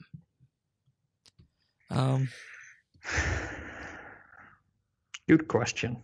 Yeah, I mean, I think it would be nice to have these kind of events in game, you know, but some of them don't really make sense to have in game as events. Like, for example, Sliske and the Chocolate Factory, that is just 100% Easter. On the other hand, all the Christmas events, say Christmas 2006 with the marionettes and whatnot, that we got to go have a look back last year at, that came back to game last year as a different Christmas event, so it wouldn't really make sense to have those in game as replayable. I think there was wasn't there some Fremennik Ice winter Christmas event that got put into game as a quest at some point? I don't remember. I mean, Land of Snow or something like that is one of the ones, but that's still in the game as a quest, I think. Yeah, the White Lands, I think it was. Myth of the White Lands. That's it. That's the Jack. One. And you know, you can look at adding these items in game as quests, but at the same point, if they're not designed to be a quest and not designed to be permanent, they would just stick out like a sore thumb in game. So I think if we want this kind of thing, it needs to be done going forward with that kind of holiday quest category. A lot of the events are very holiday specific. The Christmas events are very Christmassy. You can't really put a permanent piece of content in a game that has Santa in it. That's right. Unless you do it, unless it's behind the scenes. But everything goes in behind the scenes, to be honest. But that's why I have been pushing with make it seasonal. Like, just put a portal that becomes visible after you clear the current year's event, and you can replay old events and just let it be in the game for 2 weeks. It lets new players experience old events, and it lets old players experience old events again, replayable. And it's only 2 weeks. I suggested something like this last year. Enhanced Key, anyone? Or Enchanted Key? What is it? Enchanted Key? Oh, there you go. I mean, a lot of effort already went in getting the updates we got last year with the special Christmas event in. So we have to really think whether it's worth for Jagex to put in this content, because it's all the content, like qualitatively, like look at the graphical quality of some of the things that went in. Yeah. And I mean, who would you be playing to here? You would be playing to the nostalgists. I mean, I think we'd all like to play these past events, but I think investment and time-wise, it doesn't make sense to do it. And plus, like you said, just look at the difference between how the game looks now compared to when they came in. So, But it's still a shame if content they put time on gets removed after 2 weeks and then is never seen again. Well, I mean, that's the fate of holiday events, and I'm pretty sure they're time boxed in a way that makes sense for those events. yeah, and plus I think Yeah, if of you're course. designing a holiday event, you'd make it so it's not as intensive to design as a regular quest. So you don't have that constantly hanging over your head that it's only going to be around for so long. Maybe. Yeah, but I still would at least have a portal where you can play maybe just only the previous year's event. That would, in a way, double the amount you could do, or just half it if you only want to play this year's. I don't know. I think the answer is just no. If you had to break it down to a yes or no, but that's just me. So, all right. Anything else on that one? Nope. Okie dokie then. If you guys want to send questions in, send them to update.rsbnb.com/ask or questions@rsbnb.com. We also take voicemails at 571-57BNB, which is 571-572-2632. All right, so on to tech news we go. It's no secret that the fall is the time when smartphone manufacturers release their newest hardware, and Christmas they like to show it hype. off. Christmas hype, there you go. Razer has debuted its first smartphone, and it is, of course, built for gaming, as is everything Razer. Pre-order started on November 1st at the U.S. price of $699, and it ships on November 17th. And, of course, it is a behemoth when it comes to stats. This has a Snapdragon 835 processor with 8 gigabytes of RAM, a huge 4,000 milliamp hour battery. By comparisons, I think the new iPhones only come in at around 2,500 or 2,600 milliamp hours. A 5.7-inch LCD display, which is Quad HD, with 120 hertz refresh rate. So not only is it going to be a very large and very high resolution screen, it's going to refresh at 120 FPS, which is something that not a lot of gaming monitors do these days. So what we're seeing here is effectively the first gaming smartphone. It's not too hot on its cameras. It has two 12 megapixels cameras on the back. Initial reports, of course, say that it doesn't compare to the Pixel or the iPhone 8 Plus. Also got a unique proprietary 24-bit digital audio converter, which is included in the box. Stereo front-facing speakers with Dolby Atmos capabilities, which of course means that you're going to get a superb sound experience from it. And of course, it comes with Android M and Nougat. So, $699. Why would you get a phone and not a tablet? It's a very good question, because 5.7 inches, that's approaching tablet size. Well, I guess the Pixel XL is 6 inches, right? I don't even know.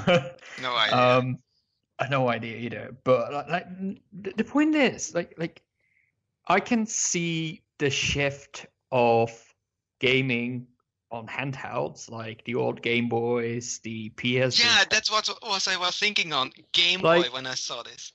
That's shifting to mobile, in a way. Yeah. The Nintendo Switch is more popular in handheld mode than in docked mode. Exactly. The Switch is a tablet when you look at it. It is a tablet. And I mean, the DS or the 3DS is still relatively popular.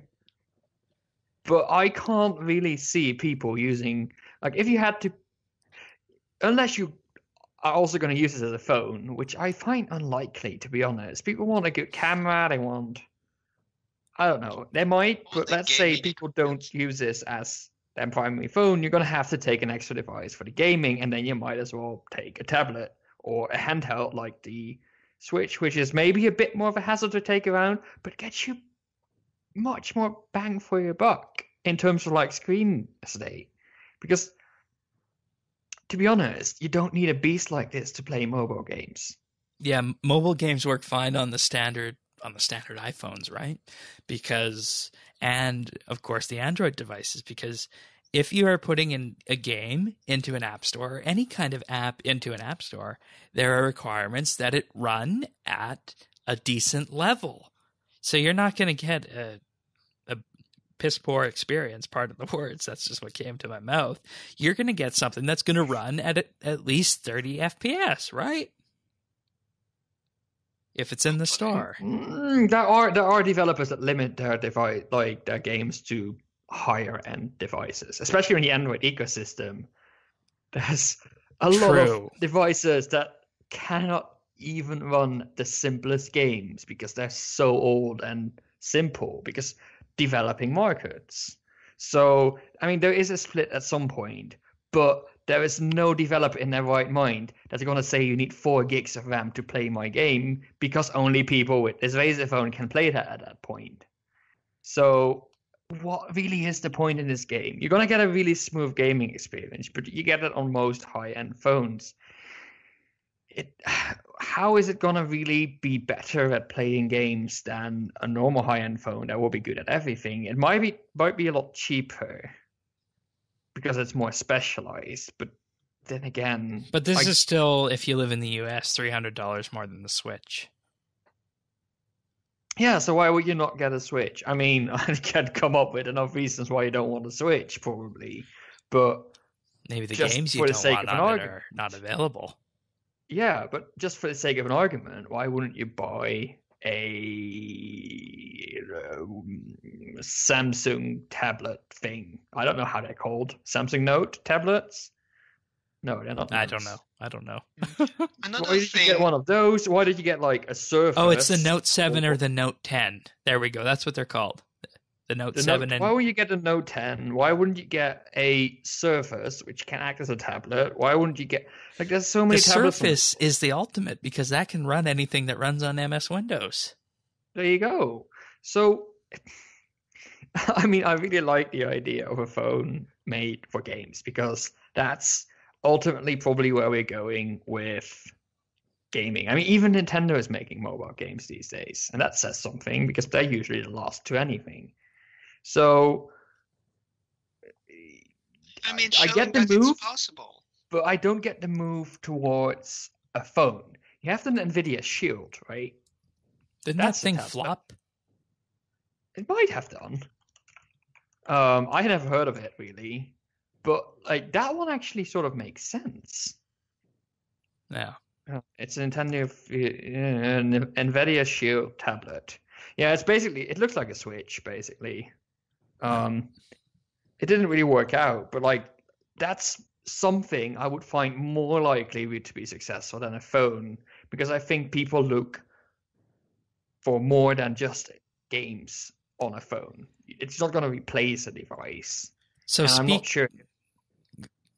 Sorry, finish. I thought you were finished. And I'm not sure if it's going to be an additional device, whether a phone would be something people would get, or if they would go for something at larger size, which I would find more likely. Yeah.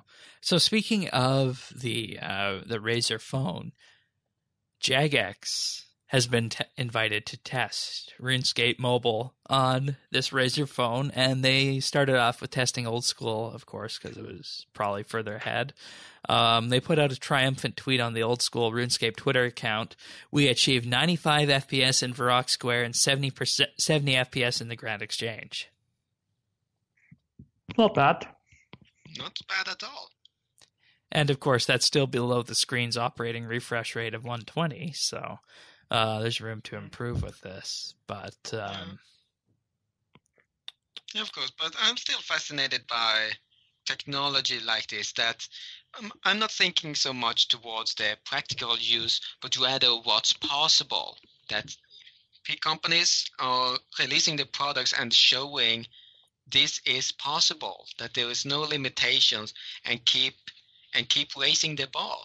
And that's something, that competitive bar, that I find very fascinating in terms of technologies. I mean, people are competing all the times. Who has the biggest memory? Who is the fastest?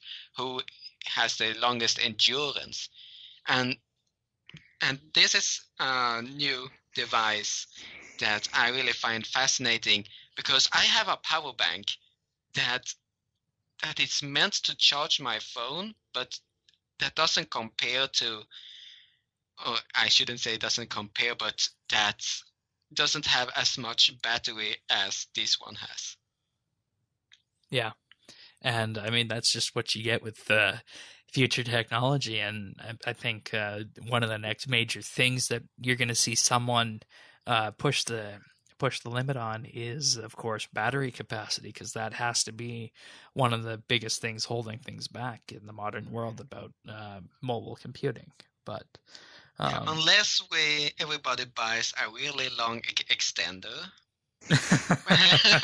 which would make a very messy society, or lamp posts that can charge your phone as you pass by them, that'd be fun. Yeah, that would be fun. Taking out a can of food and holding it by the lamp post. A microwave on the go. But unless that happens, battery is one of the main issues with any mobile device. I think two final closing things on this. There's no headphone jack with this, and we don't know what carriers are going to have it in the U.S. So that'll also play into role. And if they can get it below the price of a standard gaming handheld gaming device, then that might be something worth looking at, specifically in terms of contract. But anyways, continuing on the mobile front, Microsoft announced an updated Surface Pro this past week, and it is getting an LTE cellular option, so you'll be able to effectively have the first ever cellular wireless Microsoft-based full Windows 10 laptop tablet hybrid. It's going to start at $11.49 US, which is, on par with the iPad Pro variants in that same current model market. What we also want to take away from this event here is that this is, of course, an LTE-enabled device, and Microsoft did tease that they were going to be bringing an LTE-enabled device. Unfortunately, there was zero reference at this event of the Windows Phone ecosystem or the Surface Phone. So I think it's safe to say at this point that Surface Phone, Windows Phone is dead. That's a warning signal right there. For what? For it being dead. Oh, yeah, true. Yeah, I mean, they haven't outright killed it, but that's what's happening with this. I think this is ultimately going to be tailored more towards business, because I don't know anyone who is using a Surface Pro for, mobile gaming, so to speak, or if you're a standard home user, you're more likely to get an iPad or just a standard Samsung Note tablet, as we talked about before. So, but Microsoft is betting huge on this, because from what was talked about in the event, they see the future of business being mobile and people working anywhere. So this is a really important product for them to get them ahead in the market where they've made the most money, and that is, of course, the business and enterprise market. So this will probably be a huge success for Microsoft. Sounds good. And I believe, Sirion, there was also something funny that you wanted to talk about that happened at this event. So one of the big services by Microsoft is Azure.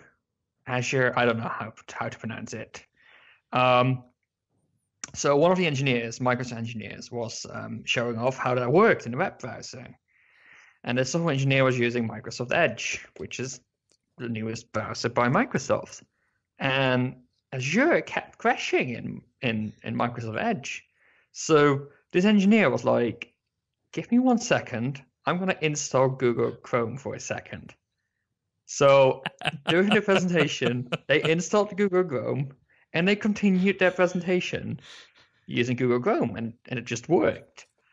And this is something that was recorded, posted online as a video by Microsoft. So that is... It is just, I mean, we always, it's a bit of a meme that Internet Explorer and now Edge as a follow-up is it's just terrible. But it actually seeing this happen, I thought was quite hilarious in a way. I mean, kudos to the software engineer to just go through this that like calmly, but yeah, it's like a funny little thing. I don't really know where Microsoft has to go with Edge, but it's definitely not really working out, I think. And he unchecks a checkbox that says "Help make Chrome better." I'm watching the video right now. Yeah. No. He does that, and I think he says something about it. Oh yeah, let's not make Google better through this, or something like that. He said. It's just really, really hilarious, like little exchange to see. But yeah, kudos to the software engineers to just go through that calmly. It's just, the irony is, it's just, it made me really chuckle. Yeah, and it shows that, Microsoft has designed a great browser in Edge, but it still has problems that, people need to work around, especially even Microsoft engineers and home users too. So, I mean, the fact that Azure, which is a Microsoft product for businesses, doesn't run on Edge because Edge is probably used by a lot of businesses as well, it's kind of worrying. So, like, that is something they have to figure out. But like this little thing, the fact that Chrome is the go-to browser is just an interesting thing to see. Absolutely. So, very hilarious. All right, so our final piece of tech news has the really interesting title here. Google to replace UEFI and Intel ME with a small Linux kernel. Nerf. So, okay. So I'm going to let Sirion handle the bulk of this, but just a little bit of explanation before we begin here. UEFI is the firmware, which is effectively a very, very tiny and compressed operating system that starts up when you press the power button of your computer. It initializes your hardware, and then it boots the operating system. So Google is attempting to make an open source version of this. So Sirion, take it away. Right. So, yeah, to make your computer start doing things, you need a tiny bit of firmware on your device. Not your computer, like your mobile phone, like any electrical device that you boot up has a bit of firmware to deal with the fact that you hit the power button, we have to start running an operating system. So it's like it's a tiny bit of code that does that. And historically, it has been the UEFI and the Intel ME, which stands for, I forgot for a second what it stands for. Yeah, management engine. There you go. Yeah, management engine. And that's like, nobody thinks about this, right? But in fact, this is a tiny little black box that is in your computer. Very proprietary. Nobody knows what code is actually in there. What code is actually being run. The only people that are allowed to have insight in this are, of course, the people that work on it and the government. And now, that should be raising some big flags for people. It raises flags for me. If you're me, you're like, that doesn't sound quite right. Yeah. So I think Windows sort of tried getting around this by using their own secure boot technology, which is a pain in the butt if you're ever trying to recover a Windows install today. Yeah. So Windows tried getting around it, but like most devices, and even like the older devices that don't have a really modern version of Windows, will be running UEFI and Intel ME. And a lot of people don't know this, but that means that the vast majority of all smart devices run a tiny bit of code, and nobody knows what that bit of code is. That sounds scary, and so thought a bunch of people at Google. So they're like, let's make our own thing. And that's called NERF, which stands for Non-Extensible Reduced firmware. There you go. Non-extensible reduced firmware. And basically what it is, it's a really stripped down version of Linux that can act as a little bit of firmware, and it basically takes over the role. And the nice thing about this is that it will be open source. Yeah. Which means everybody can look at the code, everybody can see it doesn't do anything suspicious, so there will be a lot more trust. Yeah. Trust. And it says the problem is Linux no longer controls the x86 platform, which basically means that if you install Linux on hardware that you just, freely purchase from your local computer store, you are still at the mercy of this UEFI proprietary firmware that you don't know what's happening. And the Linux community doesn't like that. No, there is no way around it, really. That's the point. Like, unless you're a Windows user, you're stuck with running a bit of code on Intel. And this is a big problem. I mean, consider companies that have real huge proprietary information. Having a bit of black box code is probably freaking a bunch of security engineers out. And maybe you are freaked out now that somebody is running code on your computer that nobody really knows what it does, and you're right to do so. So this is a huge sort of advance in trying to fix that. And there's also security problems too, because no one knows what the UEFI code looks like. So someone could come along one day after poking in and doing poking with it and say, here's a piece of software you install on your PC. It corrupts the UEFI firmware. Your system doesn't boot unless you pay us $2 million ransomware. Exactly. These sound far-fetched, but they are very possible. And with the advances in cybercrime, these are things we have to start thinking about. Nerf is better at that aspect. It's open, and it still has to be put on your device. So if you buy a device and they say it has Nerf on it, you still have to trust something somewhere at some point. But this is going to close a lot of doors. And I think that's a good thing because everybody can see what people are doing. And this is like a small sidestep, but I feel this is kind of the way the world is going right now. It needs to go. You see it more and more. Like open source, Linux was always the big open source thing, but a lot of people were skeptical, and that's not going to work. Yeah. And just a bit of a clarity here. If you haven't heard of Linux, Linux is basically an operating system that's existed since the 90s. Technical people have only normally used it because it was so obtuse, and it's made strides that way in the last decade to make it more user-friendly, but it's still nowhere as simple as Windows or Mac OS. Hence why you've probably not heard of it. No, but it's a big thing. It's good to have this open platform because everybody knows what you're doing. And I feel that companies like Google is doing really well on this open source aspect. Like Android, the base is open source. You can just download the source, build a copy, put it on your phone, and you have a working phone, all open source. Same with Chromium. It's a browser that's completely open source. You can compile it and you can use it. That is a good thing. And in this case, Google has layers around it. Like they have their own Pixel stock Android. They have colorful Chrome, of course. Yeah. So they built things around it, but they're contributing to a basis that everybody can use. And I think that's a really good model. And you see Microsoft going in that direction as well. The C# compiler, Roslyn, is open source. They're working at making a lot of things more open, even though Microsoft in the past was fairly closed, I think. Yeah. I think I'm starting to like Microsoft more and more for that particular reason. The newest development tools from Microsoft are completely free to use. Yeah. Apple is not really going there yet. They have lots of closed things like iOS, macOS. They are hammered down quite a lot. But those operating systems do also have lots of open source components that Apple contributes to.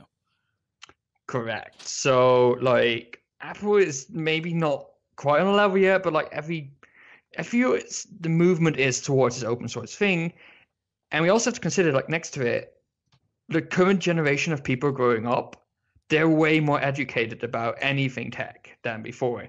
They will grow up in a world where cybercrime is almost in the news daily. They will have a lot more understanding about the security problems and that kind of stuff. So going in this direction is a good thing. And this is a really important step in making your entire computer experience really transparent. And while for a lot of people this will be sort of a transparent change, it is a huge step towards creating a better and open internet stuff thing. And that's what we need, especially today, with lots of predatory companies and corporations who are looking to lock things down. And I'm looking primarily right now at the bandwidth providers and Facebook. So, yeah, and I think like companies like Microsoft and especially Google get a lot of shit for being so big and being so powerful, but their contributions to open source code are massive, absolutely massive. And we should not underestimate the impact that's having into bringing the entire world to a better place. Oh, no, we shouldn't. I 100% agree with that. And I think if anyone out there is a little bit wary of what Google does sometimes, you just need to look at the underpinnings, like you said, Chrome, Android, and now Nerf here. So it's definitely a very interesting time, and I think we do need to head in this direction, because if we head towards the closed, open ecosystems that we previously had, we're going to put ourselves at the mercy of large companies that might not have our best interests out there. And I think the one that everyone is always constantly understating and misunderstanding is Facebook, because Facebook, I don't know if they're doing anything like this, but from the moment you go on Facebook, you are their product, and that's what they're selling.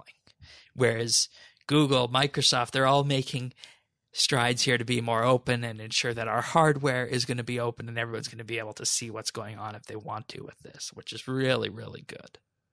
I mean, they're not charities. I don't want to they're not charities. They want to make a profit, but I think they do so in a responsible charities. But they do so in a responsible way. It's the same as power companies, right? Power companies want to make a profit as well, but they do so in a responsible way by using green energy. That's a similar thing. You can do things the right way and you can do it the wrong way. And doing it the right way is the more important thing than making more profit, I think. We actually have companies competing for green energy here in Sweden. Oh yeah, of course. All right. I would like to one day get a computer with a small Linux kernel named Nerf on it. I don't know when that's going to be feasible to do, since this still looks like it's very theoretical in development, but it would be a great thing to do to replace UEFI. So we're going to wrap up the show now. We're going to talk about Skill of the Month. The November Skill of the Month is Thieving. Currently, Flash is in first place with 466,000 XP gained. Second is Jackia 8 with 47.8k. And in third place, we have the RR Ron Man, an Iron Man account of the RR Man with 39k XP gain. So that's... You are Iron Man. That's a good one. That is very good, isn't it?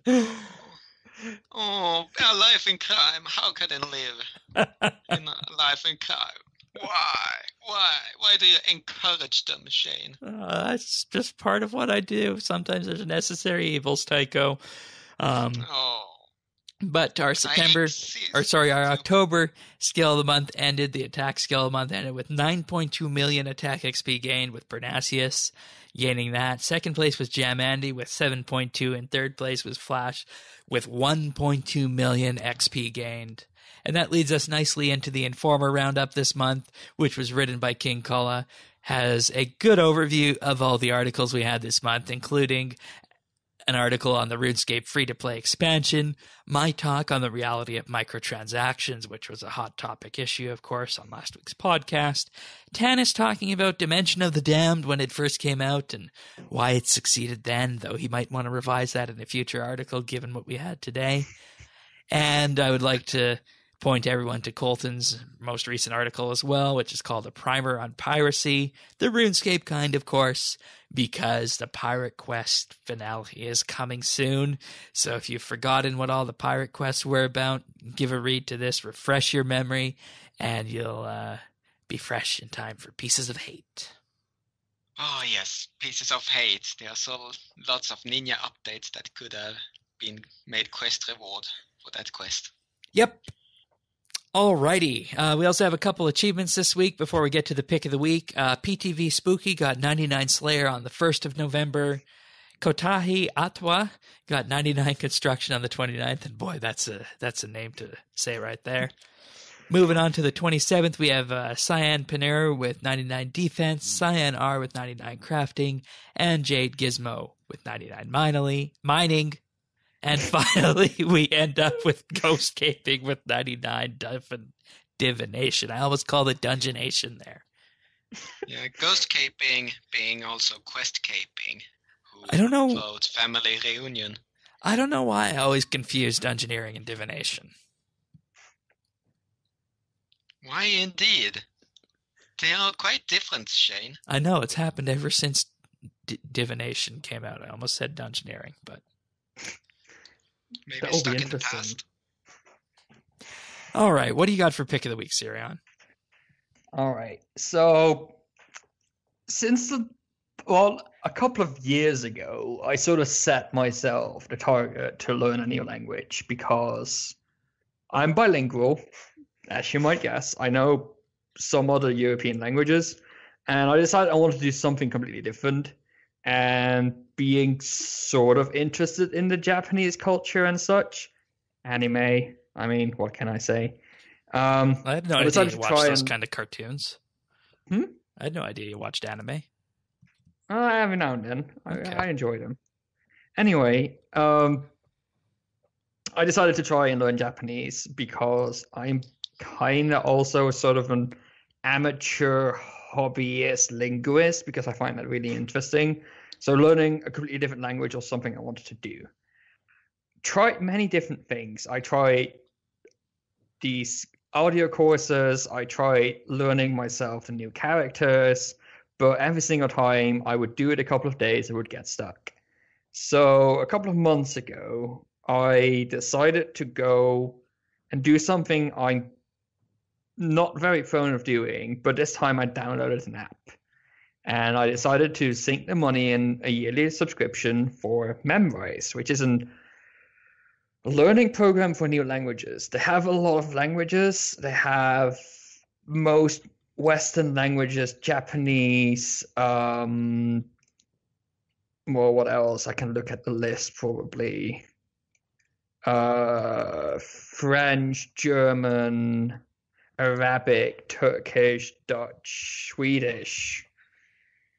Like, they have most languages. They usually have, like, a standard one, and you can learn a lot. And it's set up to teach you, like, little phrases and little things incrementally. So if you do it every day, like 5 minutes, you'll learn new things. And it has actually been my most successful attempt so far at learning a language. I'm starting to get a feel for the language.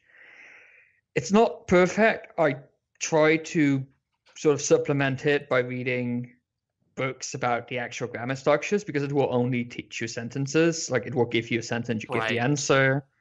But I feel it's a really good way of getting started with something new. And like, even doing it a couple of weeks will give you some basic phrases that if you go on a vacation to, say, France, you can maybe have a couple of French phrases that you can use during your vacation. So I thought it was really helpful. You can use it for free, but you'll be limited in, I think, in the courses, but also the kind of exercise you can do. The pro subscription, I think, is a couple of bucks per month. $4.99 US a month. Yes, and you can also do yearly subscription that will give you a discount. I did a yearly subscription right from the start just to motivate me to actually use it and do it every day. My phone is a bit bust right now, so I'm not getting around to it. But I I try doing it every day. It takes 5 minutes. I do it on a train or before going to bed, and it works really well. So I definitely recommend looking into it if you're interested in learning a new language, or maybe just getting a feel for a new language, because that's also what it can do. You can sort of get a feel for how a language is together, which I find personally really interesting, but then again, I might be a bit weird. Does it work for advanced as well as beginner? I don't have advanced experience, but like if I look at the courses, so I can look at, for example, Japanese courses. It has Japanese 1, Japanese 2, Japanese 3. It has language specific for the different kinds of text. It has a special course for levels, like the official proficiency levels. So like there's such a wide variety of courses. I think it can be done, but like if you really want to get to that proficiency level, I think at some point you have to start learning the grammar, and it doesn't teach you the grammar. It teaches you phrases. Okay. So it will give you the basics. It will give you basic vocabulary, basic words, and you can start recognizing patterns. So sort of self-teach you the grammar to a certain extent. But at some point, you'll have to supplement it with actual teaching material. Yeah, because I have about 5 or 6 years of French, but that was 15 or 20 years ago. So, so it'd be interesting to see if that could revive that and pick it up. But and good. if you're really into it, there's even a course on Japanese naughty words, apparently. Oh wow! Takes you 21 minutes to complete. Of course, that would be on the internet now, wouldn't it? No, of course. Well, that's at memrise.com. So, and there's an app for Android and iOS as well, and it syncs between everything because it's linked to your account. Nice. All right. So, what have we been doing? Let's start with you, Sirion. Not much. I came back from vacation last weekend, so I've sort of been catching up. You came back to a huge firestorm of MTX and whatnot. Yeah. I'm sort of glad I missed that. I actually I have actively tried to just keep out of it for once. My week vacation, I'm not one to turn off easily, but this time my phone is buzzed, so I didn't have much of a choice, but I had told myself I would like let a lot of things just go, enjoy my vacation. So yeah, I got back. There was this whole MTX storm, which I ignored. I've been doing a couple of days. I haven't been doing a lot, to be honest. I haven't had a lot of time. I've done the Halloween event, and I'm still sort of figuring out a long-term goal for in-game. I don't really want to put the money in for like an Iron Man account to get the quest cape on that. I don't play enough for that. Yeah. I don't really want to go for comp cape right now. No, don't do that. That'll ruin you.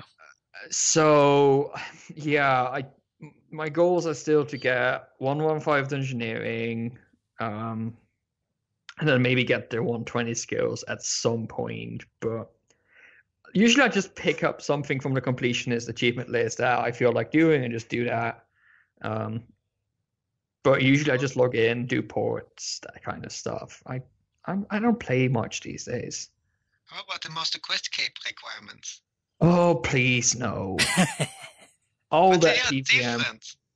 Yeah, but all the PVM, I can't. Yep, I agree. Can't be bothered. I agree. The main reason I'm not getting comp cape is because I need the desert tasks. Not even a joke. Oh. That is one of my main reasons for doing it. Let's move on from that. I don't want to think about that. What about the chimp boys? Well, that was not good. But not good. Okay. Not good. Not good at all. All right. Thank you, Sirion. Thank you.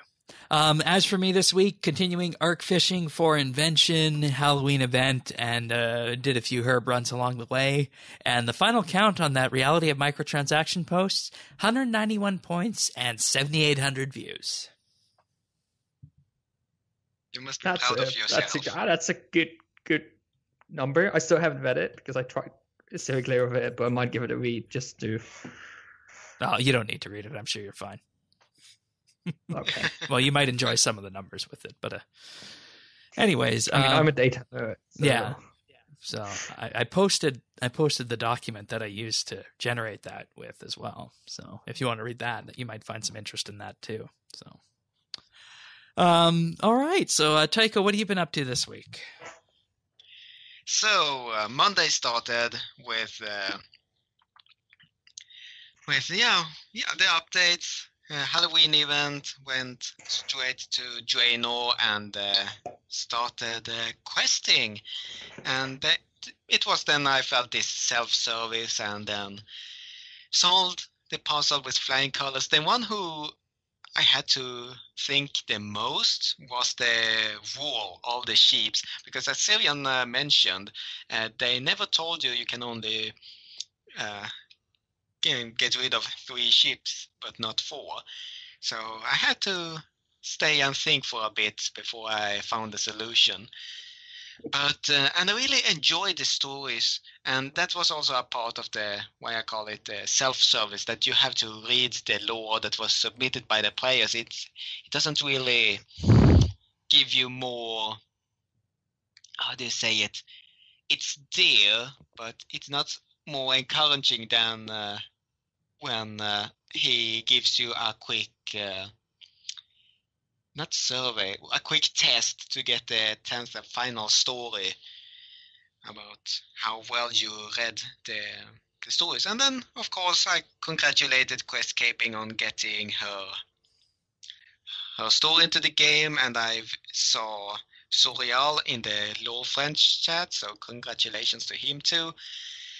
And then personally, I learned something new that I never knew, that you get a huge firework for every 10 million XP yeah, they added that a milestone. while back to I'm add never some getting pacing used. in the achievements. Yeah, I'm never getting used to it, because suddenly I get huge fireworks and epic music. Congratulations, you have gotten 130 million defense XP, and then the same thing happened to 60 million constitution XP. I still remember when it was called hit points.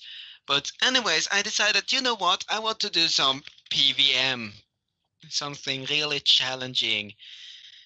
So I went to Araxi for the first time in like 6 months, and I got a spider leg middle on my 7th kill. Wow. So that shows that I apparently still have RNG with me. And then, of course, I did my dailies and monthlies, now that it's a new month by the time we record this. And I was preparing myself for Dimension of the Damned, but... We all know what happened with that.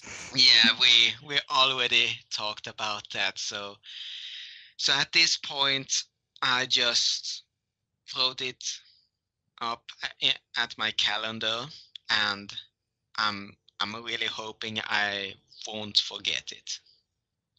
All right. Yeah, I hope we won't forget it either. It's something that but it's sad. We need to come back to it, and I hope it goes well, and I hope that they will find a way to salvage these live events in the future. And I think that's what we want the outcome of this episode of the podcast to be, is that this kind of puts a real damper on Dimension of the Damned, but we hope that they'll be able to salvage it in the future some way. It will be a live stream, so everybody can at least watch. Yeah. So. All right. Anything else before we wrap this episode up then? No, not at all. All right. I mean, Taiko? one of my personal goals when signing up for the podcast was to, improve my English and stop having you breaking my heart all over again. Did we accomplish that? I felt I accomplished that. I feel I can argument more freely, and I can stop you from saying things that will crush my heart and so on. Give my own feedback, give my own thing, especially since I have a very high Slayer level and 120 invention. Something I don't Shane. have. Yeah.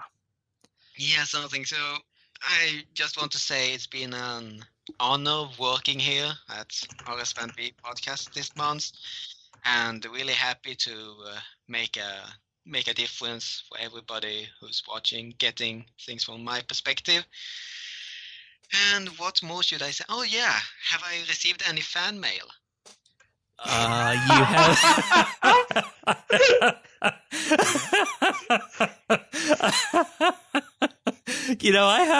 I haven't received. I always receive comments that are episodes are great, but no fan mail. I have not received any comments on co-host selection in a couple of months. But I think you guys all do great. That's why I pick you guys, because if you guys didn't do great, I wouldn't have you on the show. I need to start bribing more people to send me some fan mail through you, Shane. All right. Well, Tycho, it was great having you on the show. Thank you for doing this and putting up with the rigors of RSBANDB update for the month of October. So we'll have you back at some point in the future. It was great having you. And until then, we'll see you next week, guys, for another episode of RSBANDB Update. Until next time. Bye-bye.